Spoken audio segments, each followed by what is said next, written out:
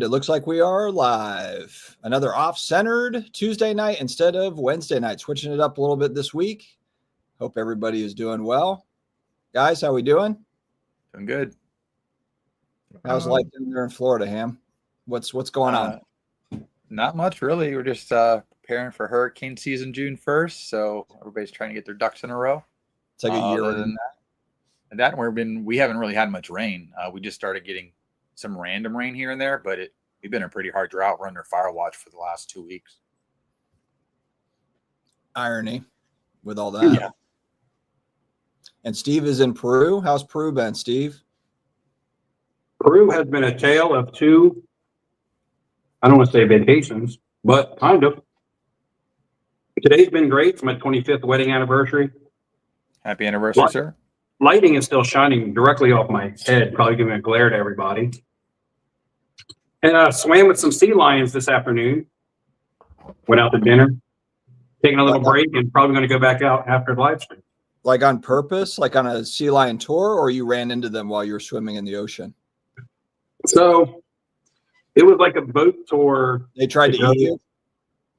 No. So it was actually could go see the sea lions, right? But there's islands off the coast here in Lima here. We're on the Pacific Ocean. So what's weird to me is that it's about parallel with the East Coast, but it's on the Pacific Ocean where I'm at because I'm on the west side of South America, and the west side of South America lines up with east side of the North America. It's funny that I'm saying west side also because the street that I'm staying on is called Tupac Street. It's even spelled T-U-P-A-C. Can't make it up. They still aren't over it yet. He's still alive. He's still alive down there. He might be. So when we're going around trying to find our way back to the apartment, I look at people and say, "We're looking for Tupac. Where can I find Tupac?" And they just look at me like I'm weird. I got my Inca Cola. Like Gringo. Inca Cola. What's up, Brian? Good to see you. I tried this in Atlanta at the Coke World. At the Coke place, you can try all those different Coke flavors. And this is the one for Peru. But if you come to Peru, it's just common. You get it out in any store. It's the standard one. It's like that orange soda that you get in India.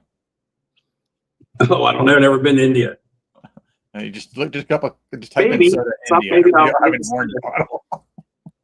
I think Rage is referring to a popular breakfast cereal, the Peruvian corn flakes, unless that's some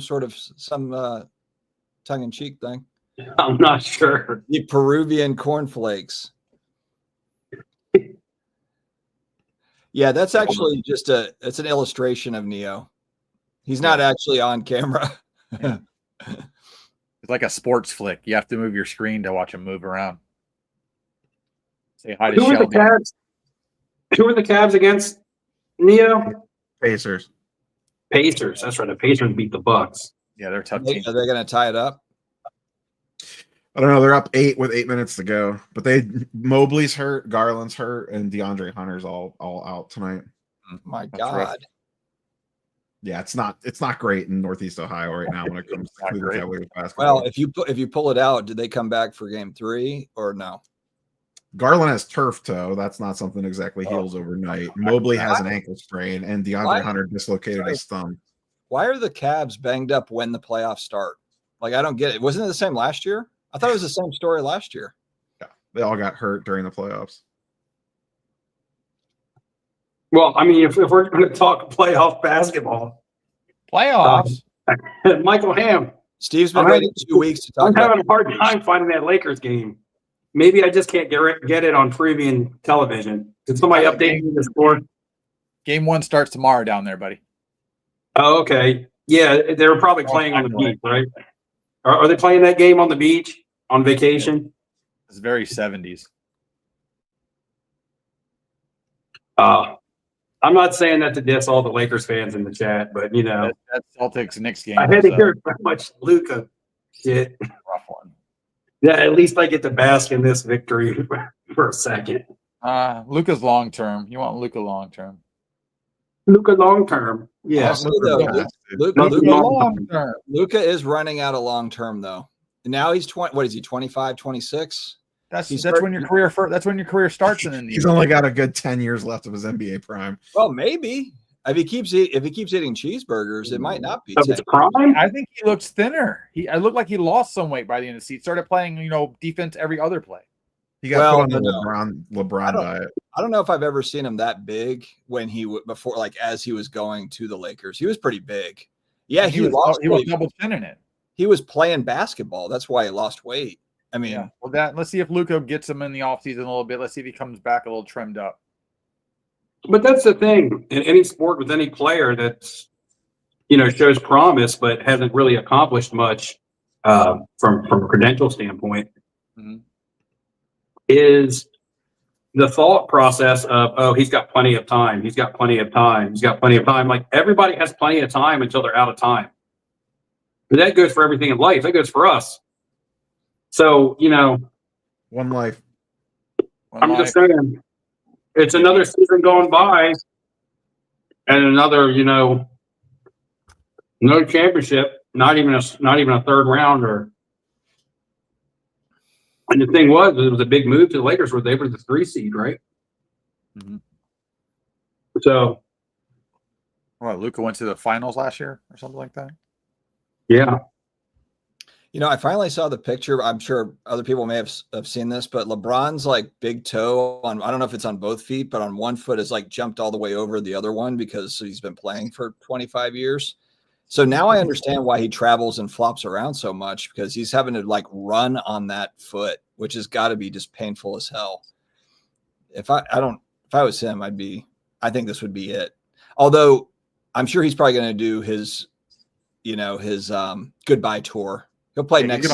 He's gonna want a farewell tour. A farewell tour, yeah, exactly. He's not going to just say after the season, like, I'm done. He's going to want to. Oh, we lost Steve there. Luka assassinated his internet. Yeah, I said LeBron and Luka, and all of a sudden, Red submarine right out of the Pacific. Luka popped up and got him. Is it time to sell QBs or hold? I would hold right now until you as close as you can to the national. It would be fun to watch Luka and Jokic. That'd be fun.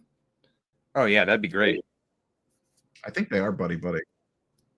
I think it'd be the best thing for the NBA, too. Just having them both on the same team. All the big white Europeans on one team. Just put them all on the same team. Like, what happened to the Lakers? They got really white. Well, because once LeBron retires, he doesn't have that second, like, who are they going to pair with him? I guess it could be like another young star or something, but that's what a lot of these guys are getting old. I mean, Steph's getting up there. I mean, we're getting ready to get a changing of the guard in the NBA, and who's your guy right now? Everybody's trying to figure out who's the guy going to be.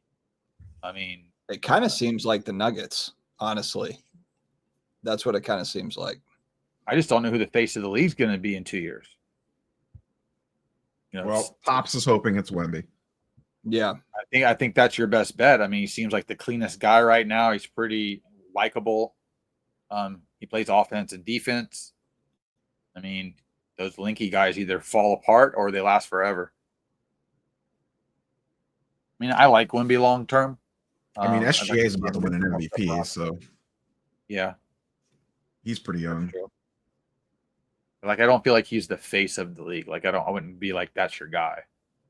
I mean, if they win the title this year, I mean, wasn't Giannis supposed to be the face of the league? And what happened there? His team sucks. Well, he's a superstar. He should be carrying his team.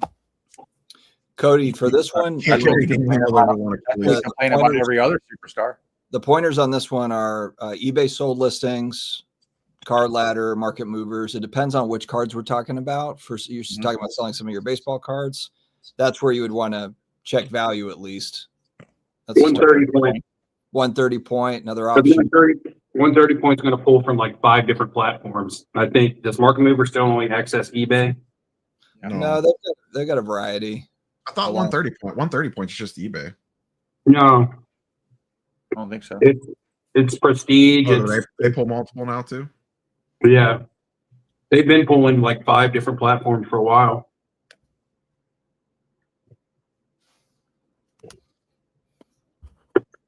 Y'all been picking anything up?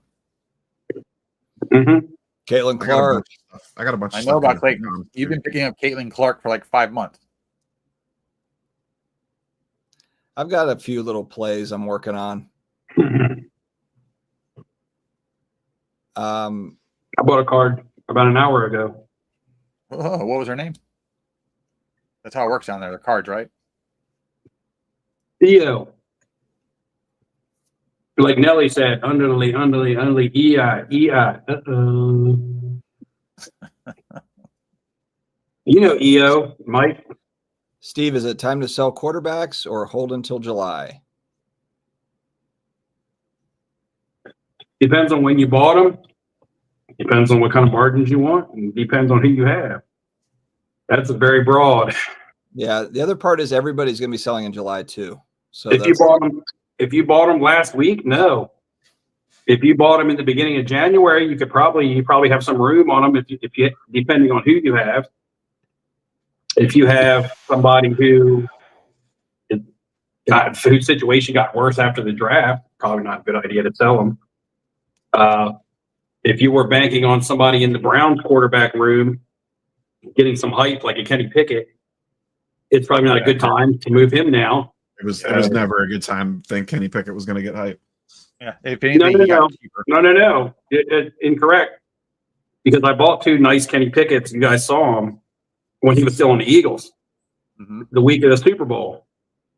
And I bought him with the 2 outs of maybe something happens in the Super Bowl, crazy fluky, and he has to play and does well, or he gets dealt in the offseason, which the latter of the 2 happened. He got dealt in the offseason, but you had to move on that deal because now that quarterback room is super muddled and he may be the odd man out. So there was a small window. If you bought at the right time, if you bought before he was moved to the Browns, then you're fine on that. So that's why I mean it's going to be really circumstantial to the cards of the players that you're holding. You guys remember this card from back in the day? Is that Oh yeah, I remember that set. Tim Hardaway, Fleer rookie.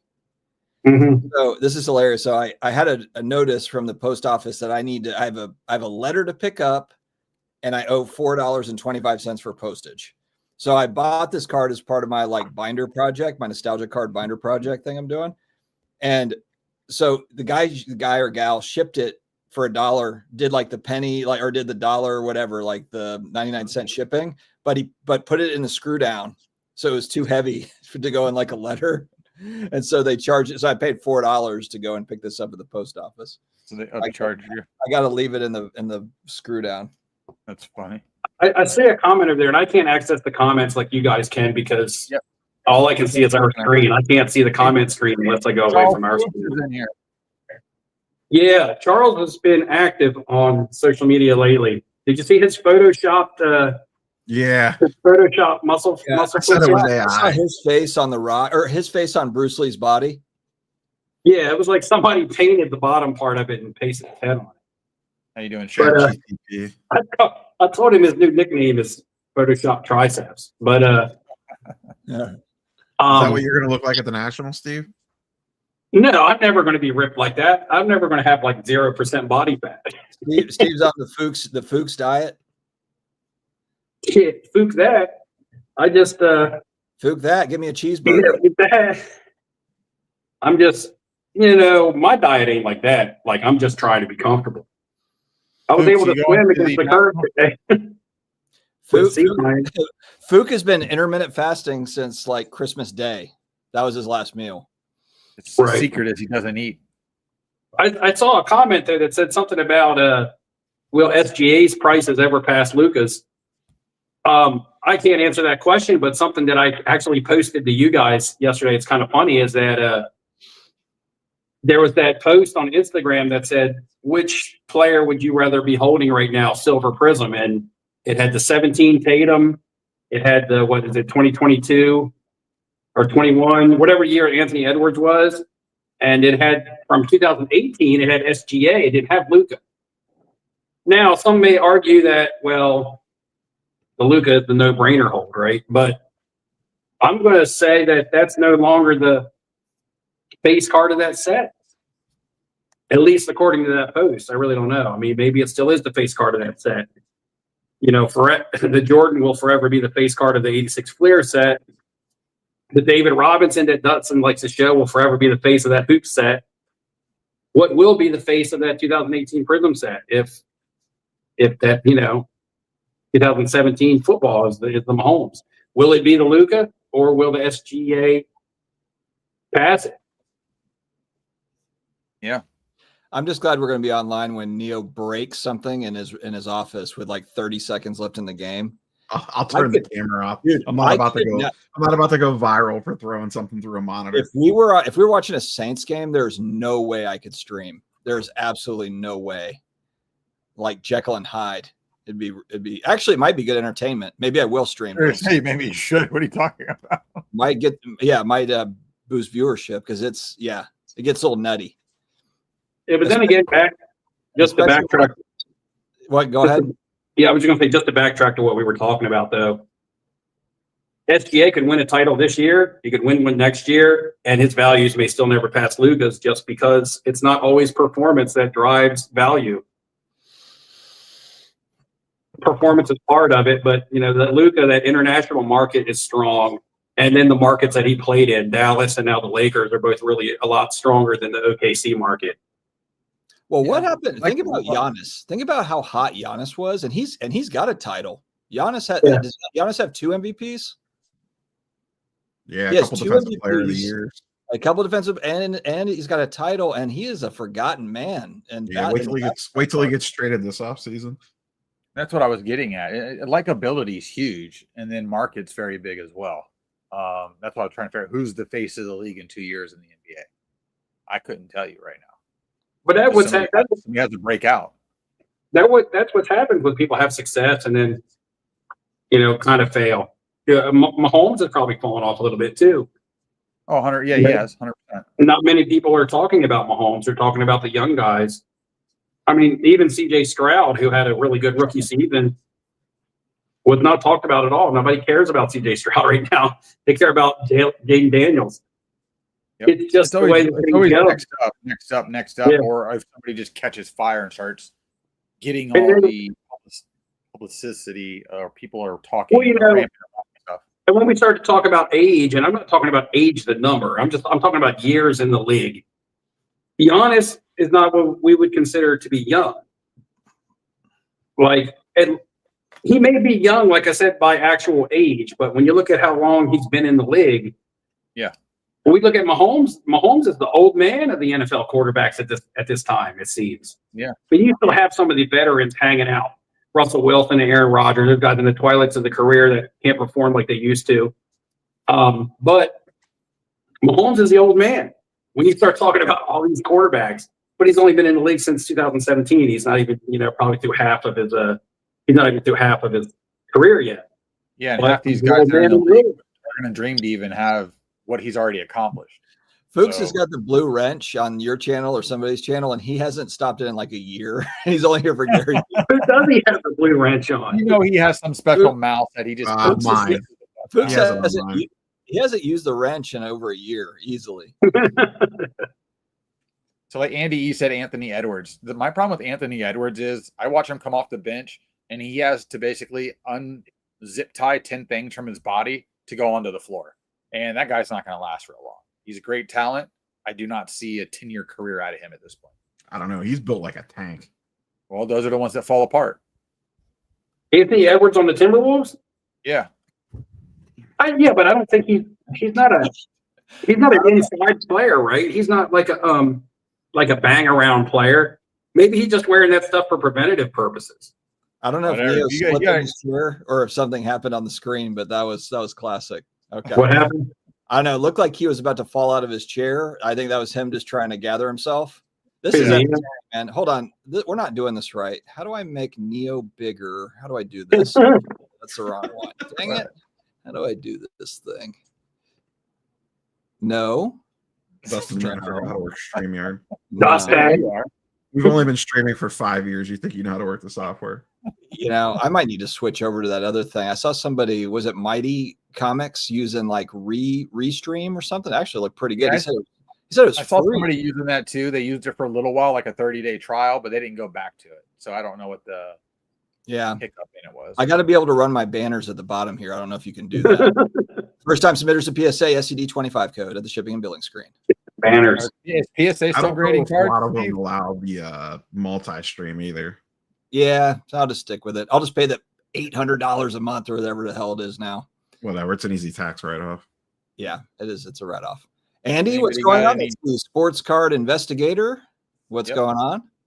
Does he still post content? Is he actually still considered a content creator? Or I is think he he does. I'd love I think he to does see a a video video. a quarter now. I'd love to see a video, Andy. Love to see one. Oof. All right. Shane says hello.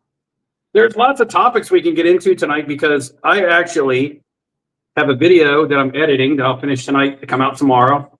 Hard at work, boys, with the content. I'm in Peru vacation. I'm still pumping out the content. You know what I'm saying? Anyway. Well, look, 90% of your videos B-roll, and I got to assume there's a shitload of B-roll down there. Oh my God, you guys, this is the next video. Just get ready because you guys are going on a virtual tour of Machu Picchu. You know what I'm saying?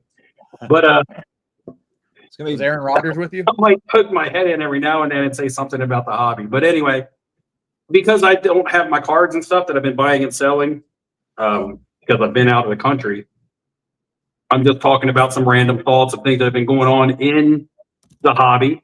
But it's also probably topics that we could probably hit tonight. You guys all probably have actually put videos out on all this shit. But I know that I touch on the grant from Whatnot a little bit. Careful how you say that. Yeah, right. Be careful. And then Leo's video talking about the set that Topps is coming out with the Star Wars and the Pixar and Disney stuff, which was a cool video. And then who cares what the third topic is? I already forgot what it is. Oh, it's about Jeff Wilson doing a national giveaway. national giveaway, and then the fifth topic could be, is SGC dead? I think every content creator on earth has talked about, is SGC dead? We can revisit that if you'd like. Well, the fourth topic is quick, but it's GameStop and grading, because right now I just had an order come back from GameStop, and I have multiple other orders out with GameStop. All right, well, fire up that topic. Do you want to start with talk about that? Well, we can't. I mean, just real quickly, like it's I got a lot of questions because my first PSA order that I got back from them took about a month. That's all it took. It went out on March 8th and it was received back on like April 11th. And I shot 3 videos off of that PSA reveal, actually. I have 2 more orders out, and I must have just got that order out with GameStop before the PSA really got backed up, because now I have 2 orders that were placed on the same day, March 26th, and they're still in the phase of shipped to PSA. It doesn't even look like they've been received by PSA unless the tracker that runs through GameStop has not been updated. So I just want to put away any thoughts of, if you go through GameStop, it might be faster or things like that, because as of right now, from personal experience, that first order was fast, but it looks like that was kind of an anomaly or luck. I just beat the cutoff before things really got backed up. It wasn't. I got them back in a month because GameStop is faster. If that was the case, I would have gotten these next 2 orders at least. Caps it at 3. At least through. Keep going. No, that's all right. That's all I got to say. Yeah, that was one of my questions I had. Was the GameStop stuff being pushed in front of everything else? That might have been starting that back up because they wanted to appease the people going to GameStop with that turnaround time as part of maybe an agreement with GameStop. So that's what I was figuring. So based on that, are you just going to go through GameStop each time just because of that until like it changes? Like, you may as well, right? Well, I'm going to continue to go through GameStop because it's easy. And if you're a GameStop like member, like if you have a membership, like you can get through being a, it looks like you're like the last one. Get it, buddy. Kill that fly. Easy. But they just handle all of they send the cards to PSA. PSA actually does the research on your cards.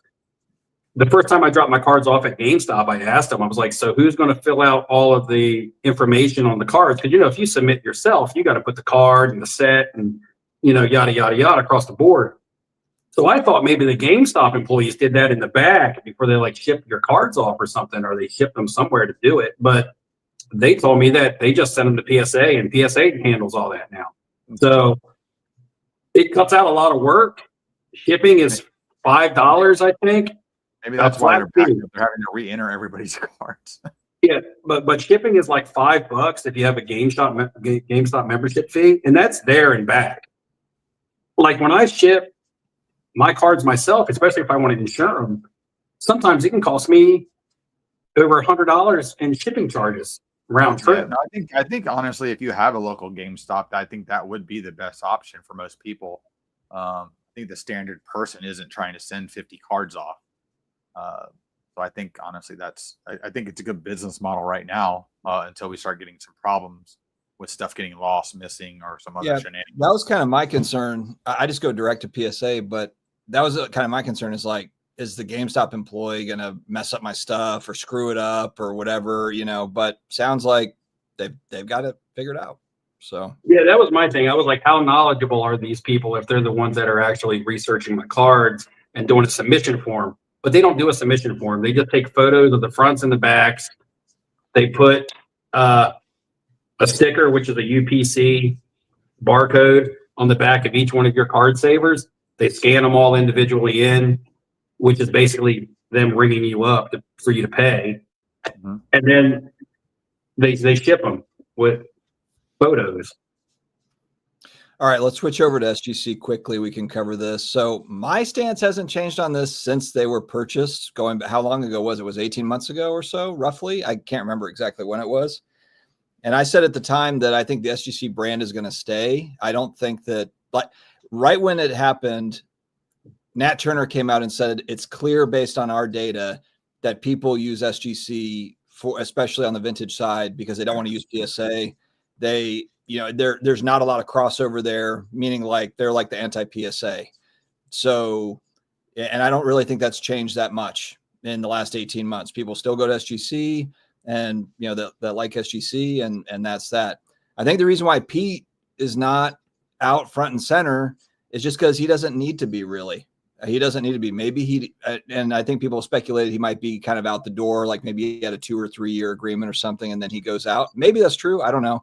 I haven't had any contact with him either, like a lot of people, but I think because, he's just not as front and center, there's a lot of, assumption that, something's going sideways, but SGC is getting more cards than they ever have before over the last couple of months based on the gem rate data. So it's not like SGC is slowing down as far as their volume.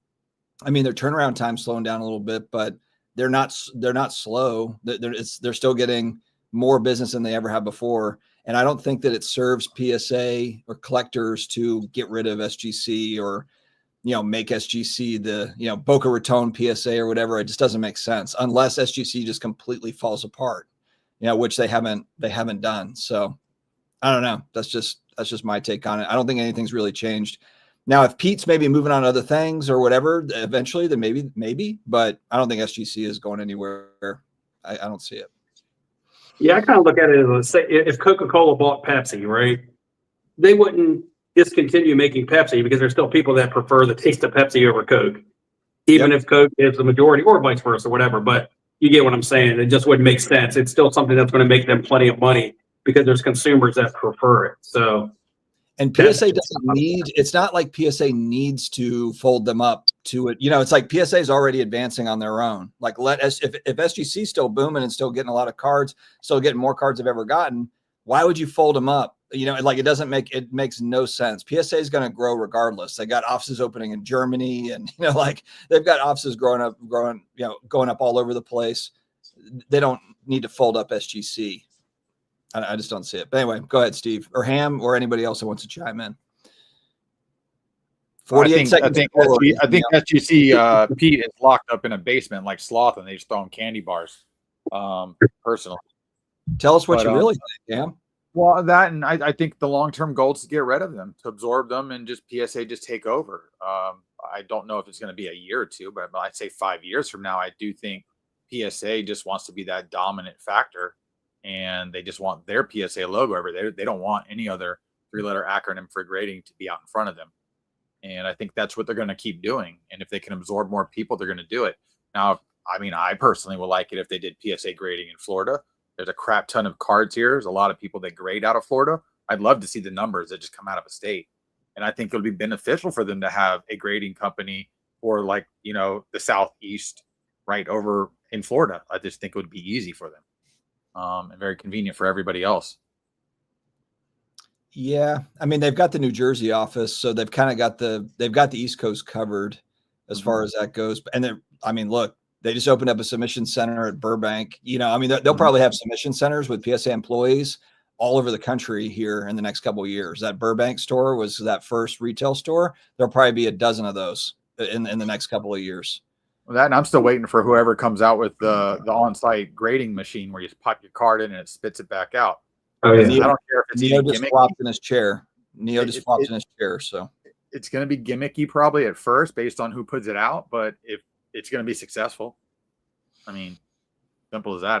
If they would let me buy a machine, I'd buy a machine, like a Coke machine, and basically, here you go, go ahead and stick your cards in this thing, spit it back out the other side. I think it's going to be a popular model once they can do that. take Especially a if breath. you can Take a breath. drop Neo. any of those off at a show. It'd be like a confessional booth in a church. You just walk up, you hand your card in. You don't know who you're handing it to. There's somebody sitting in a booth. They look at it for a couple seconds, they hand it back out. That's I'm it. surprised they don't have a But the whole machine. time you're praying that yet. you get a 10. I want a machine at the casino that's like the Wheel of Fortune, where you can see all the slabs on it, and you got to pull the lever, and you watch all the slabs as they slow down until it hits your thing, and then it'll spit your card out, just like Wheel of Fortune or something. I'd play that game at the casino. Oh, I just went to a casino before we And how went much by. did you play? There is casinos here in Lima. How are they compared to the ones back home? Okay, the casino inside was really nice, and they had a nice slot machines. And all of the staff was dressed really nice. I mean, it really seemed upper scale. They have steps to go up separate sides. So to the left side to the second floor was table games for Solis, which Keep going, Caribbean guys. Solis. What's that? My dog's barking. Keep going. Oh, I'm just okay. going to figure out what's at the door. But Peruvian Solis, which is the currency used here. But then there's another side where you could play US dollars, which I didn't go to that side, so I'm not sure what it was like. But the Peruvian Solis side, I went up and played on that side. And it was small. There was a few blackjack tables, a couple roulette tables, and no dice. Table minimums were 15 soles, which is about a little bit less than $5. Mm-hmm. So soles here is basically like divided by like 3.5, and that's what you got in US dollars. I just kind of divide everything by 4. So if something called 20 soles, I just say it's $5, Yeah. right? And that's kind of how the currency works here for me. And well, the casinos aside, and this isn't about my vacation or about Peru, but like stuff is cheap here, man. The US dollar is really strong here. Like I said, it's like 4x. And when you look at things in Seoul, it's like we had dinner tonight for our anniversary. We went to like a 5-star place. We had appetizers and cocktails and our food, and I mean, it was 190 soles, which was $51.90. Yeah. So, yeah, the stuff is just When I was inexpensive. in Scotland, it was the opposite because the US dollar is not worth as much as. Yeah, when I was in London last summer, the British pound was way stronger than Yeah. euros. Euros have typically been stronger. The British pound was stronger, but here, the US dollar seems way stronger. Oh yeah, any like South American countries, our dollar goes a really long way.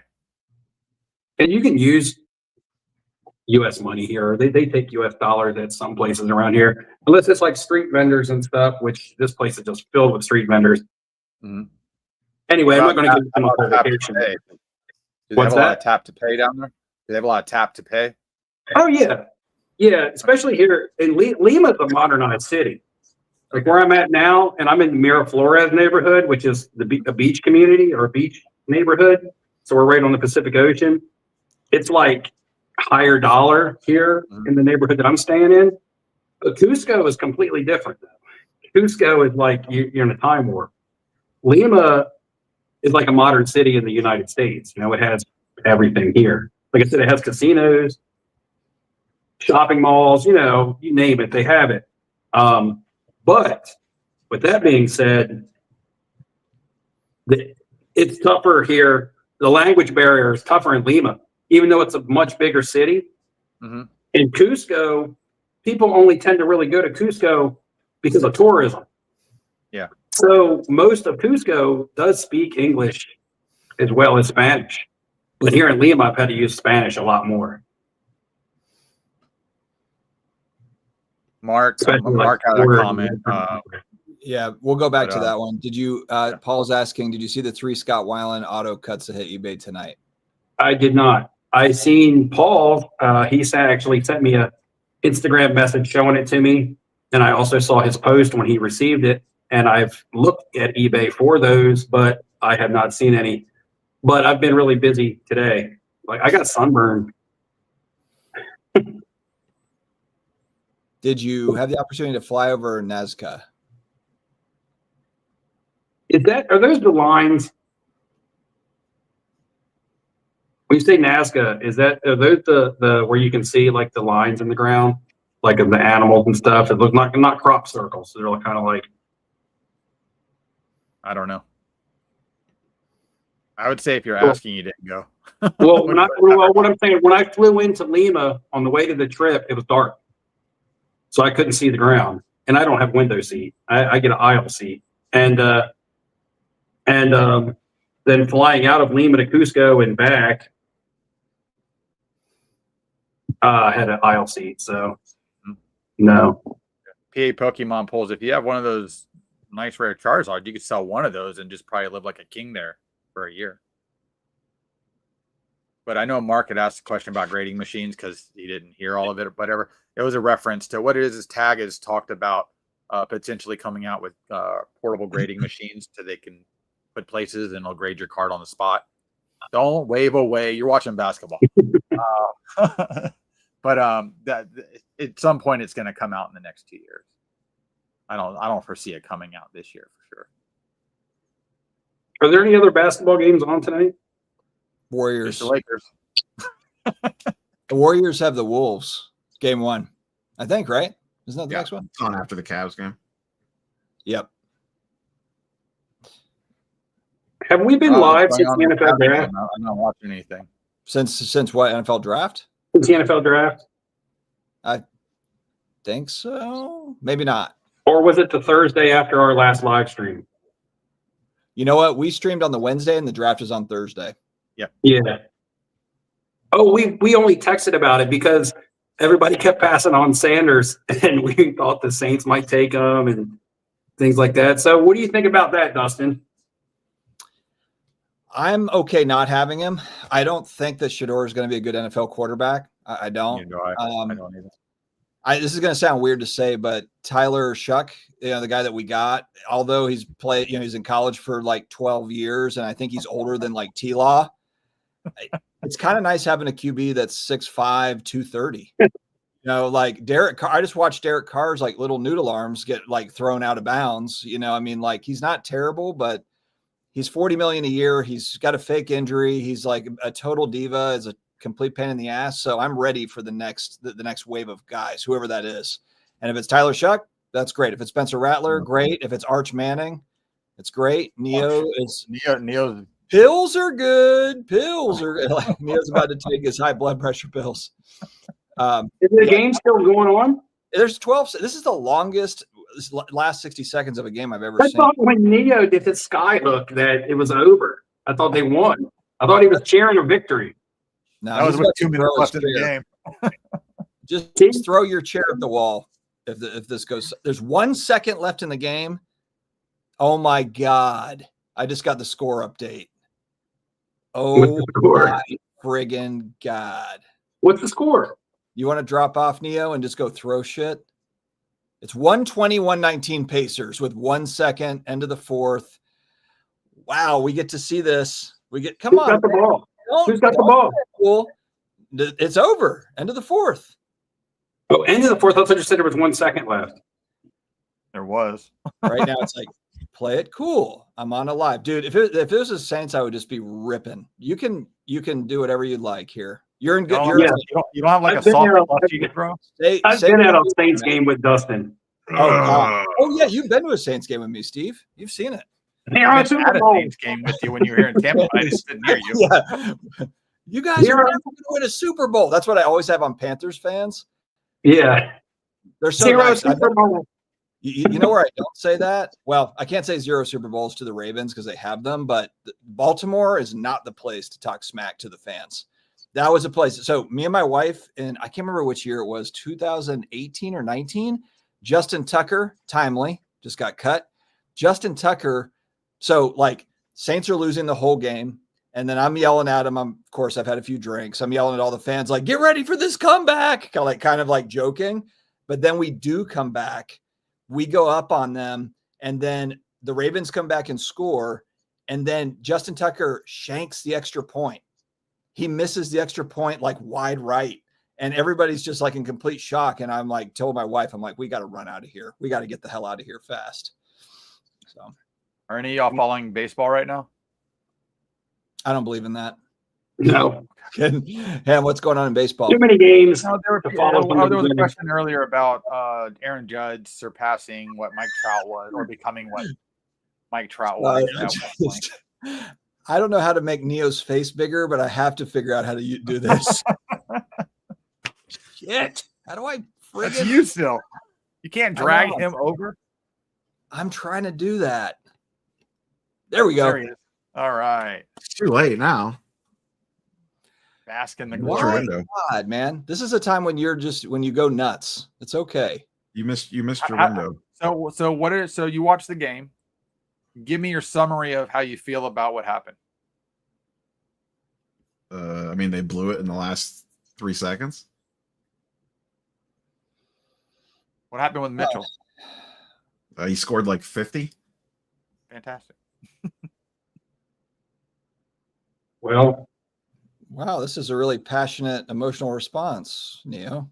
This is a lot out of Neo. What are you talking about? This is going to be like, I'd hate to see when the Browns win the Super Bowl, Neo's just going to be like with a smile on his face.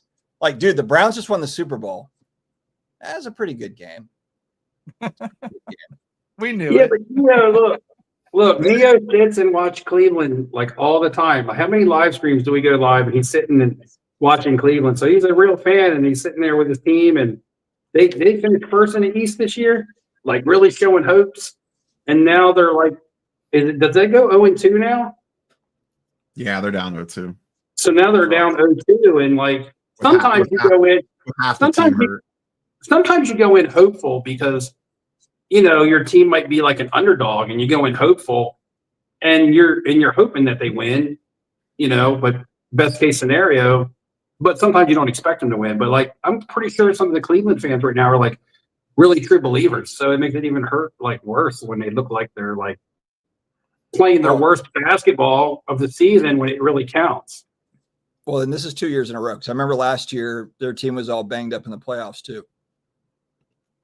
But I'd still think last year, I don't know if they were still expected to be the team. And I even if they finished first in the East, were they expected to be the team or like the Celtics and stuff, still kind of like the favorites, throwing seedings aside? I really don't know.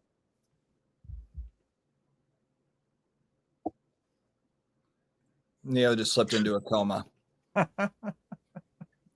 Dude, I would literally probably, if it was a playoff game and the Saints lost, I'd leave the stream immediately. Yeah, no, I get in the playoffs is where I get ramped. I mean, at the game I'm loud, but during the playoffs I get extra boisterous. Well, I mean, for ratings, I'd throw an F-bomb or something and I'd throw something against the wall and then I'd go out. But still, then I'd be off. Yeah. Here's the thing too. You remember like in the 90s, like teams go down 2-0, like that was pretty much a given. Now, granted, I guess did the Cavs have home court both nights? Yeah, these were 2 Cavs home games. Yeah, that's brutal. That's real bad, yeah. Unless it's just one of those series. I mean, they're not going to win it. They're not going to win if Mobley, Garland, and Hunter are all hurt. Like, yeah, they got to get guys back. Yeah, I know you're just beat up really bad. I did see Halliburton's cards were going up. Yeah, they're really going to be going up now. Yep. And I got to go pull my patch auto out that I have. Get that thing out of my face. Cam, what the hell are you doing with a Halliburton patch auto? When I bought that big collection, it was one of the cards in it. And it wasn't even sleeved. It was like he won it in a break and just got some stuff in the mail and just tucked it in a 5-row. And I was just going, I'm across a quad patch auto rookie of Halliburton. No, how much of that have you sold? I just held on to it because I just knew he was a good young Oh, player. no. I'm asking how much of that big collection have you sold? Probably about 90% of it now. That's where I got the Lucas Silvers and stuff like that. That you have or you sold? No, I still have them. I sold almost all the other stuff, and I kept some nicer stuff just on the backside. You didn't sell those Lucas Silvers when you got traded to the Lakers? I'm gonna wait till he gets till they go up in the next couple of years. That's just No, that's not going to happen. I told you that will be a $500. Okay, look. Okay, I'll write this down in your notebook. That'll be a $500 card before it's a $2,000 card. Which one? The Lucas Silver PSA 10. That'll be a $500 card before it's a $2,000 card. I probably won't have it that long then. Okay, I'm just saying. What is it at now? I get what you're saying. Is it sub 1,000 yet? I'm looking at moving my Mike Trout Bowman Chrome first auto. Neo would know. He stays on the market updates on that stuff. I want you to do Neo. You need to do a market update on Cavs guys and just be like cussing the whole way through it, like bullshit. Yeah, it's down 12% because that bullshit 3 at the end, stupid foul, dumbass. That's what I want to see in the next Sunday, the weekly Sunday breakdown with the charts. So, like, real quick, we'll circle back to baseball for a second. Do y'all think Neo's videos for the rest of the week are like, "Hey, welcome back for another," or what? How does it start? Hey, YouTube, what's your intro? It's boys and girls. No. That's the end. How do none of you know this? I've literally been posting videos for 5 years. I know I've watched it, but it's like it's Well, I can see you guys watch my content. I watch it every day, except for the pack opening stuff. I don't watch, but I know he uses. I know he refers to viewers. Sometimes it's "What's up, boys and girls," and sometimes I think he used to turn. I know how he ends it every time. All right. Well, now it's a thing. It's like YouTube. It's like, hey, YouTube. Hold on. Let's fire up. I think he said YouTube land sometimes out there in YouTube land. Neo, I think I'm the most accurate out of everybody. Hold on, Steve.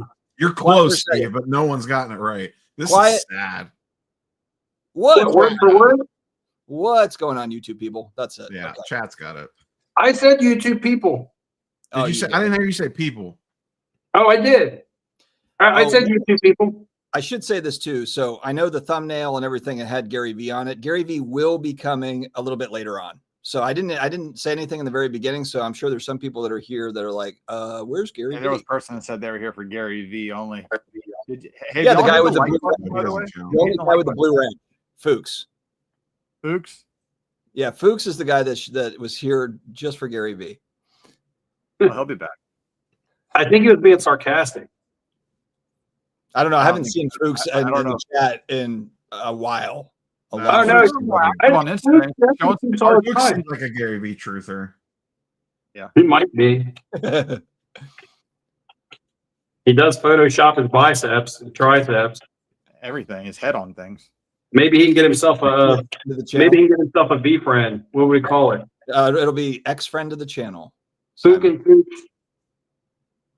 had a Gary Vee card over here from his wine collection set. I don't know where it went. I'm going through all these Pete Alonsos I have from that collection I bought. Two. Maybe that was a big fan's photo in that on Facebook that Fuchs posted. But no, what I was talking about with baseball, I don't think Shohei can duplicate what he did last year ever again. I still think he's one of the best hitters and players in baseball. But what Aaron Judge is doing is phenomenal, and then what Pete Alonso is doing is phenomenal as well. He may win MVP and comeback player of the year if he keeps it up. So is Aaron Judge like? So for baseball, is he kind of a safe buy just because he's going to go down as a Yankee? No, he's going to get busted for performance enhancers. Oh, you think what do so? you mean performance enhance? He's just a huge human being. You see the gap in his teeth? What? No, though he doesn't have that anymore. He has teeth fixed. He had to get them fixed because he had a gap from using human growth hormone. Hold on a second. Well, A gap his in your entire teeth body's means a human growth hormone. HGH? I don't think that's It's all in your gums that grow a bit too big and your teeth start to get gaps. That dude, go look at his old photos when he was a kid. He looked just like that as a kid. I had a gap. I had a gap when I was a kid. All right. All your HGH there, buddy. Just write this one down in your notebook so I can have another I told you so. Oh, there we go. I like Aaron Judge, but his concern early on was being healthy. Look, I don't mind. It makes the game more exciting. You guys cheer. You guys are Barry. Well, I know Dustin. You guys like Barry Bonds, right? I love Barry Bonds. Barry's So the best. why are you so why are you so adamant in defending Aaron Judge? I'm not defending him. You're just You can't play both sides of the coin. HGH. You're being hypocritical, him. Is that Inca Drink Alcoholics? Maybe we can get we can get Gary Vee to make you a V friend called Hypocritical Ham. What kind of sugar's in that? Is that cane sugar? I feel like that's one of those. No, I got the low calorie, low sugar version. They actually make one of these here. Oh, that's funny. Looks like a long ingredients list. That's because it's in multiple languages. Oh, see, I wouldn't expect you to know that though, Ham. I haven't seen this 28 No, relics. I've never had one, so no, I wouldn't. I haven't seen this one. I'll have to check that out. What, Inca Cola? What? Oh.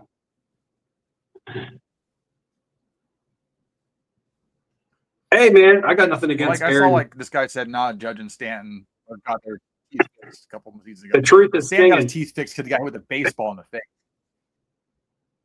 The truth is stinging him right now. Whose video is it? 28 relics. I don't. Just posted. It's been all over social the last couple days. That title. The body injections cam of video. plasma. Wife snaps after learning about husband. Yeah. Where's the one about that? You did a What do video you, on that. is this about cards or no? Something separate from Yeah, cards? the husband got in debt over cards. Oh, okay. I haven't seen that. It's Like body $100,000 or cam. $300,000. No, that was a different one. This was like $1,000. Oh, there's more than one. Fantastic. I You can agree. make a video every day about someone being in debt over cards. They were walking Barry Bonds with the bases loaded. I think that tells you all that you need to know. They'd walk him 4 times in a game just to not let him swing it back. They're walking his ass with the bases loaded. I mean, come on. Do you remember the days where it was like you turn on Sports Center and like every day it was like another shot into San Francisco Bay? It was, and there's people out there. Matani Cove. Yeah, I mean, every single day on Sports Center would be some Barry Bonds shot into the Bay. McCovey Cove. And then you see Jab's family out there trying to beat up little kids to get the ball. Yep. You're That's right on that. That's what somebody said. I saw that in a video Bobby somewhere. Witt for sure. Bobby Witt's fantastic. But I don't know if he's ever going to have the numbers to win an MVP over the sluggers in the league. Who? Bobby Witt Bobby Jr. Witt? 5-tool player. Yeah. I was just at the Rays game when they were here, and we have a guy named Chandler Simpson. He's probably the fastest guy in baseball, and he hit a shot at the shortstop. Bobby Witt grabbed it, and he knows he's blazing fast. He had to come up with that thing, not even step and throw. He just had to throw, and he still barely got the throw to get the guy out because of how fast he is. Is he dominant in any one stat? You know, being a 5-tool player. So No, basically, that's the thing is he's not overly dominant. batting average probably. Yeah, I mean high batting, but I mean what Judge is batting 340 I want to know. Okay, so William Fonda, and I don't know what he's saying this into different style of game, but are we talking about with Barry Bonds? Like, would Barry Bonds not be as good in today's game? Is that what we're saying? He would kill today's game. Or would he be batting 500 in today's game? Are they going to let him juice? Yeah, I mean, well, they let Aaron Judge juice, so yeah, that's true. They just juiced up both Stanton's arms. I guess that's actually that's an interesting point too, because a lot of like Mark McGwire, that was his. I remember him saying in like an interview, like they weren't like it wasn't against the rules, like or it wasn't being tested for or whatever. So, you know, true. But I'm just trying to generate that heat in chat by saying Aaron Judge is juice, and watch how many people I get heat from. Get that Dominic Mysterio. You really want to get up if you really dirty Dom. No, dude, if you really want to get people upset, question Ken Griffey Jr., like his size. Like that guy was pretty big too, but you know, like then you get like people get really fired up about Ken Griffey Jr. Trying to figure out who's gambling for Shohei now since he had to get rid of his interpreter. Oh man. I hate not being able to see chat. I'm on pro juice. I'm different type of juice these days. I just turned 44. I feel like I need to get the Barry Bonds cream or whatever. What was he using? Like the cream? That'd be awesome if they just sold Barry Balco. In the next few weeks, all of a sudden, I'm just like, the head is even bigger. Big head. We all have giant heads that were just jacked. But I was asking about Bobby Witt dominating one stat because there's been lots of 5-tool players that I remember being great during their time and being great as somebody who played fantasy football or fantasy baseball. But there are guys that nobody talks about or cares about anymore. Yeah. I think of a player like Bobby Abreu. You Phillies fans in the chat are going to know who I'm talking about. Bobby Abreu, and he came in around the same time as Vladdy Sr. Yeah. And nobody really talks about those guys that much anymore. But I remember them being great 5-tool players. Bobby Abreu was all juiced up. He was on the sauce. But Alfonso Soriano was another one, right? He got busted like 4 times. Dude, on the football side, remember Romanowski, Bill Romanowski? I feel like that guy was so roided up. He was on the old roids too. He was a maniac. That guy was on the Brian Bosworth stuff. No, he was on the Jack Lambert shit. That's what he was on. But Neo, you okay? Somebody take Neo's temperature. Are you watching replays of the end of the game or something? No, I'm just here. He got real still. He got real still over there. Neo, how many of your old Cleveland Indians do you think would do son of a bitch? What's that? Manny? Was Manny? I'm just asking. So Neo liked the Indians back in the day when they had when they were loaded. How many of those players do you think were juicing? You think Manny was juicing? I mean, he's not getting in the Hall of Fame because everyone thinks he's juiced. I know, but was he ever actually busted for it though? No, but most of those guys were never busted for it. Well, some of them actually, came out. Like Rafael Palmeiro ended up getting busted and all that. Like he got busted because he adamantly lied about it. What about Albert Bell? Oh yeah, he juiced up. That was a big boy, man. Albert Bell was a big boy. Was he just a big guy, or was he on the juice? Yes, he was angry all the time. I always think of the smaller guys, like the middle infielders. Remember middle infielders in the '90s? They were typically not power hitters, and then they became power hitters. Like Carlos Baerga was probably one. You mean like Brady Anderson? Well, he was a center fielder. But he went from like 12 home runs to 55 Brett Boone on Seattle. He was like a second baseman for Seattle, and he was really small, and then came back the next season jacked and was hitting like 40 home runs. Yeah, Bell had those cork bats. Like Bell cork bat. Sosa was famous for corking his bat. Yeah, Brady hit 50 from the leadoff spot. He was the first person to do that. Bell had the amazing moment when they took his bat to check for cork, and he flexed in the dugout with the biggest bicep ever and pointed at it and said, "The cork's in here." Yeah. Did he get in trouble for running a bunch of kids away from his house on Halloween or something? Yeah, he had roid rage all the time. Yeah, actually, these two, Gary Sheffield and Juan Gonzalez, those guys were beasts, and nobody, especially Gary Sheffield, man, Chef was just an animal. But I don't think Chef was ever proven of it happening. But Juan Sheffield was never really a big dude. He was pretty lean. He wasn't, and I think Sheffield had more longevity as well. I believe he lasted a lot longer than those guys. He bounced around a couple teams, but wherever he went, he always seemed to be pretty good. I think that's the problem with a lot of those guys. They don't have a team to like call their home. Yeah, I'm surprised Chef doesn't have more, and maybe he does, but I'm surprised he doesn't have more hobby love. Just because he was such a good player for a long time, he was consistently good. I mean, I don't even know what's his primary rookie card. I don't even honestly know. Brewers, 89 stuff, right? He's got 89 upper that's deck. probably part of the reason he's lost in the junk wax. He has the 89 upper deck, just like Griffey. Yeah, does he he have have the 89 upper deck? Oh, yeah, maybe he does. Let's see. Yeah, because he I has think he's in the Griffey set. I think he's in the Griffey sets. I think he's in the Griffey sets, but Yep, and he has 89 upper deck. Yeah, if you go back and look at like Rafael Palmeira's stats, if you like, he's got like 5 monumental stats across the board, and because of the steroid thing, he's not in the Hall of Fame. Otherwise, he's technically probably Who'd you say? 10 stat guy. Who's Who'd you say? No, Palmeira. Yeah, Paul Mayer. But he really tarnished himself because he went to court and like completely denied it and did the whole read my lips. Yeah, he went out. Yeah, he went out straight in front because he has over 500 home runs, over 3,000 hits. He has some stupid RBI number. Like technically, for a Hispanic person, he'd be like their guy. Sheffield had a 20-year career, but yeah, he played for about every single Major League Baseball team. It looks like. I think that's the problem with those guys. They don't have collectability to one fan base. Man, Who's basically the only mercenary. I think most people gravitate to him as either a Yankee or a Brave more than anything. Oh, I don't think about him as a Brave at all. I think more of a Marlin. Yeah, he was with the Marlins. 93 to 98, he was with the Marlins. He won a World Series with the Marlins. Yeah, wasn't he? Was he in Detroit? Yep. 2007, 2008 Tigers, and then ended it out 2009 with the Mets. I remember him ending it with the Mets, but I remember him mainly as a Marlin, and for me as a Brewer because I used to get his rookie cards. He used to be one of the guys in the Beckett that was worth a couple bucks. Yep. Yeah, Fuchs, Jim Tomei. Nobody will ever care about him. He's like the silent killer. He's actually. I disagree. He's pretty collectible around here. Tomei. Yeah. Wasn't he like a good guy? Yeah, people love Tomei. He's another one. Like he actually never popped up on any lists. I don't think.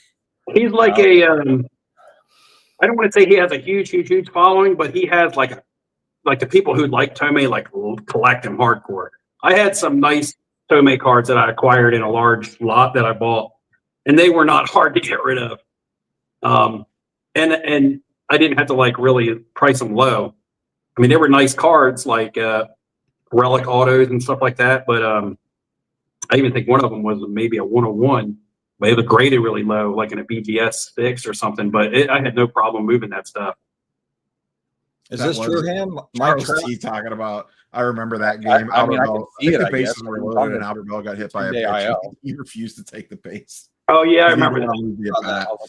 I saw that. So is Trout out for the year, or he's got significant time? No, they already did an X-ray on him. He didn't have any type of damage. Man, talk about like a guy that fell from grace, hobby-wise. Good Lord. I mean, I know there's still a lot of people that pay a lot of money for Mike Trout cards, but Jesus, like 5 years ago, it was like Mickey Mantle 2.0. Yeah. That was the whole Vegas. What was his name? Yeah, Vegas Dave. Vegas Dave. Trout is here's your hot take. Trout is the most overrated modern player in baseball, and it's not even close. Whoo! Look out. I say when healthy, he's the top 4. Cool. What has he ever done? Have you not looked at his career? What has he ever done besides just compile One player on the team in baseball can't win a World Series by himself. I do see the health thing, though. I see Neo's point with the health thing. I mean, if you say, like you said, Ham went healthy, and he'd really spent a lot of time hurt. Correct. How many MVPs does Mike Trout have? 4?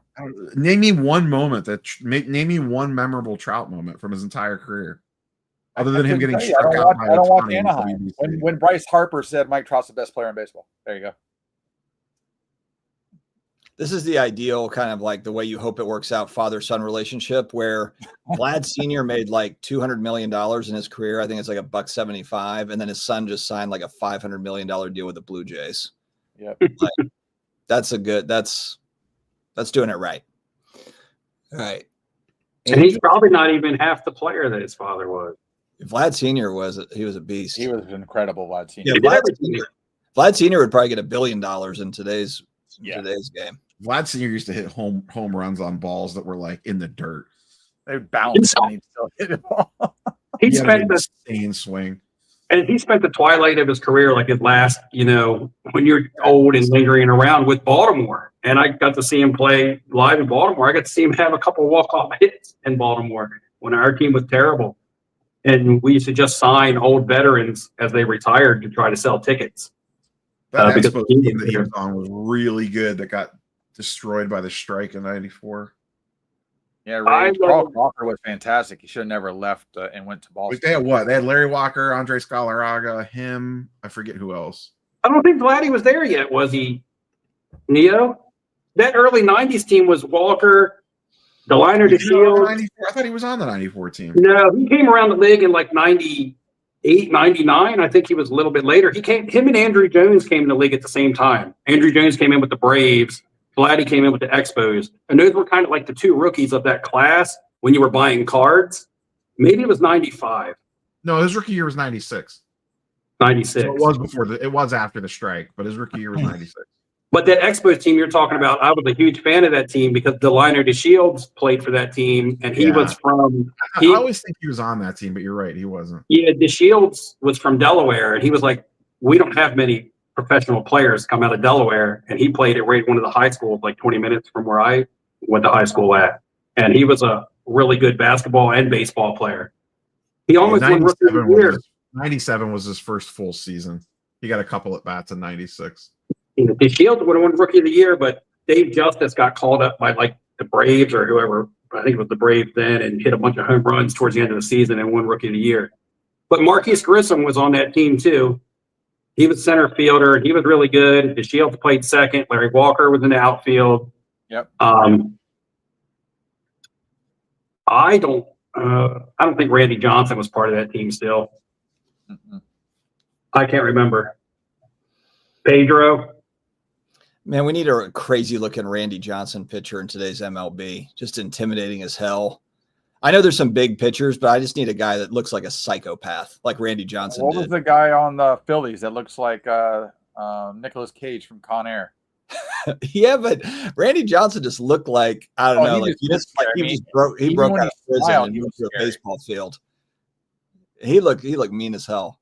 There was a guy that used to be like when Jim Rome's show was more syndicated way back in the day, and he was the guy that did his switchboard. He was talking about being on set during a filming of like an Old Spice commercial or something, and Randy Johnson's line was, "I had a ball," and he kept saying it like, "I had a ball," and they're like, "Do it again, do it again." The guy's like, this guy was already angry looking, and I'd never seen anybody get more angry looking saying this, and it looked like he was going to throw that Old Spice through the camera.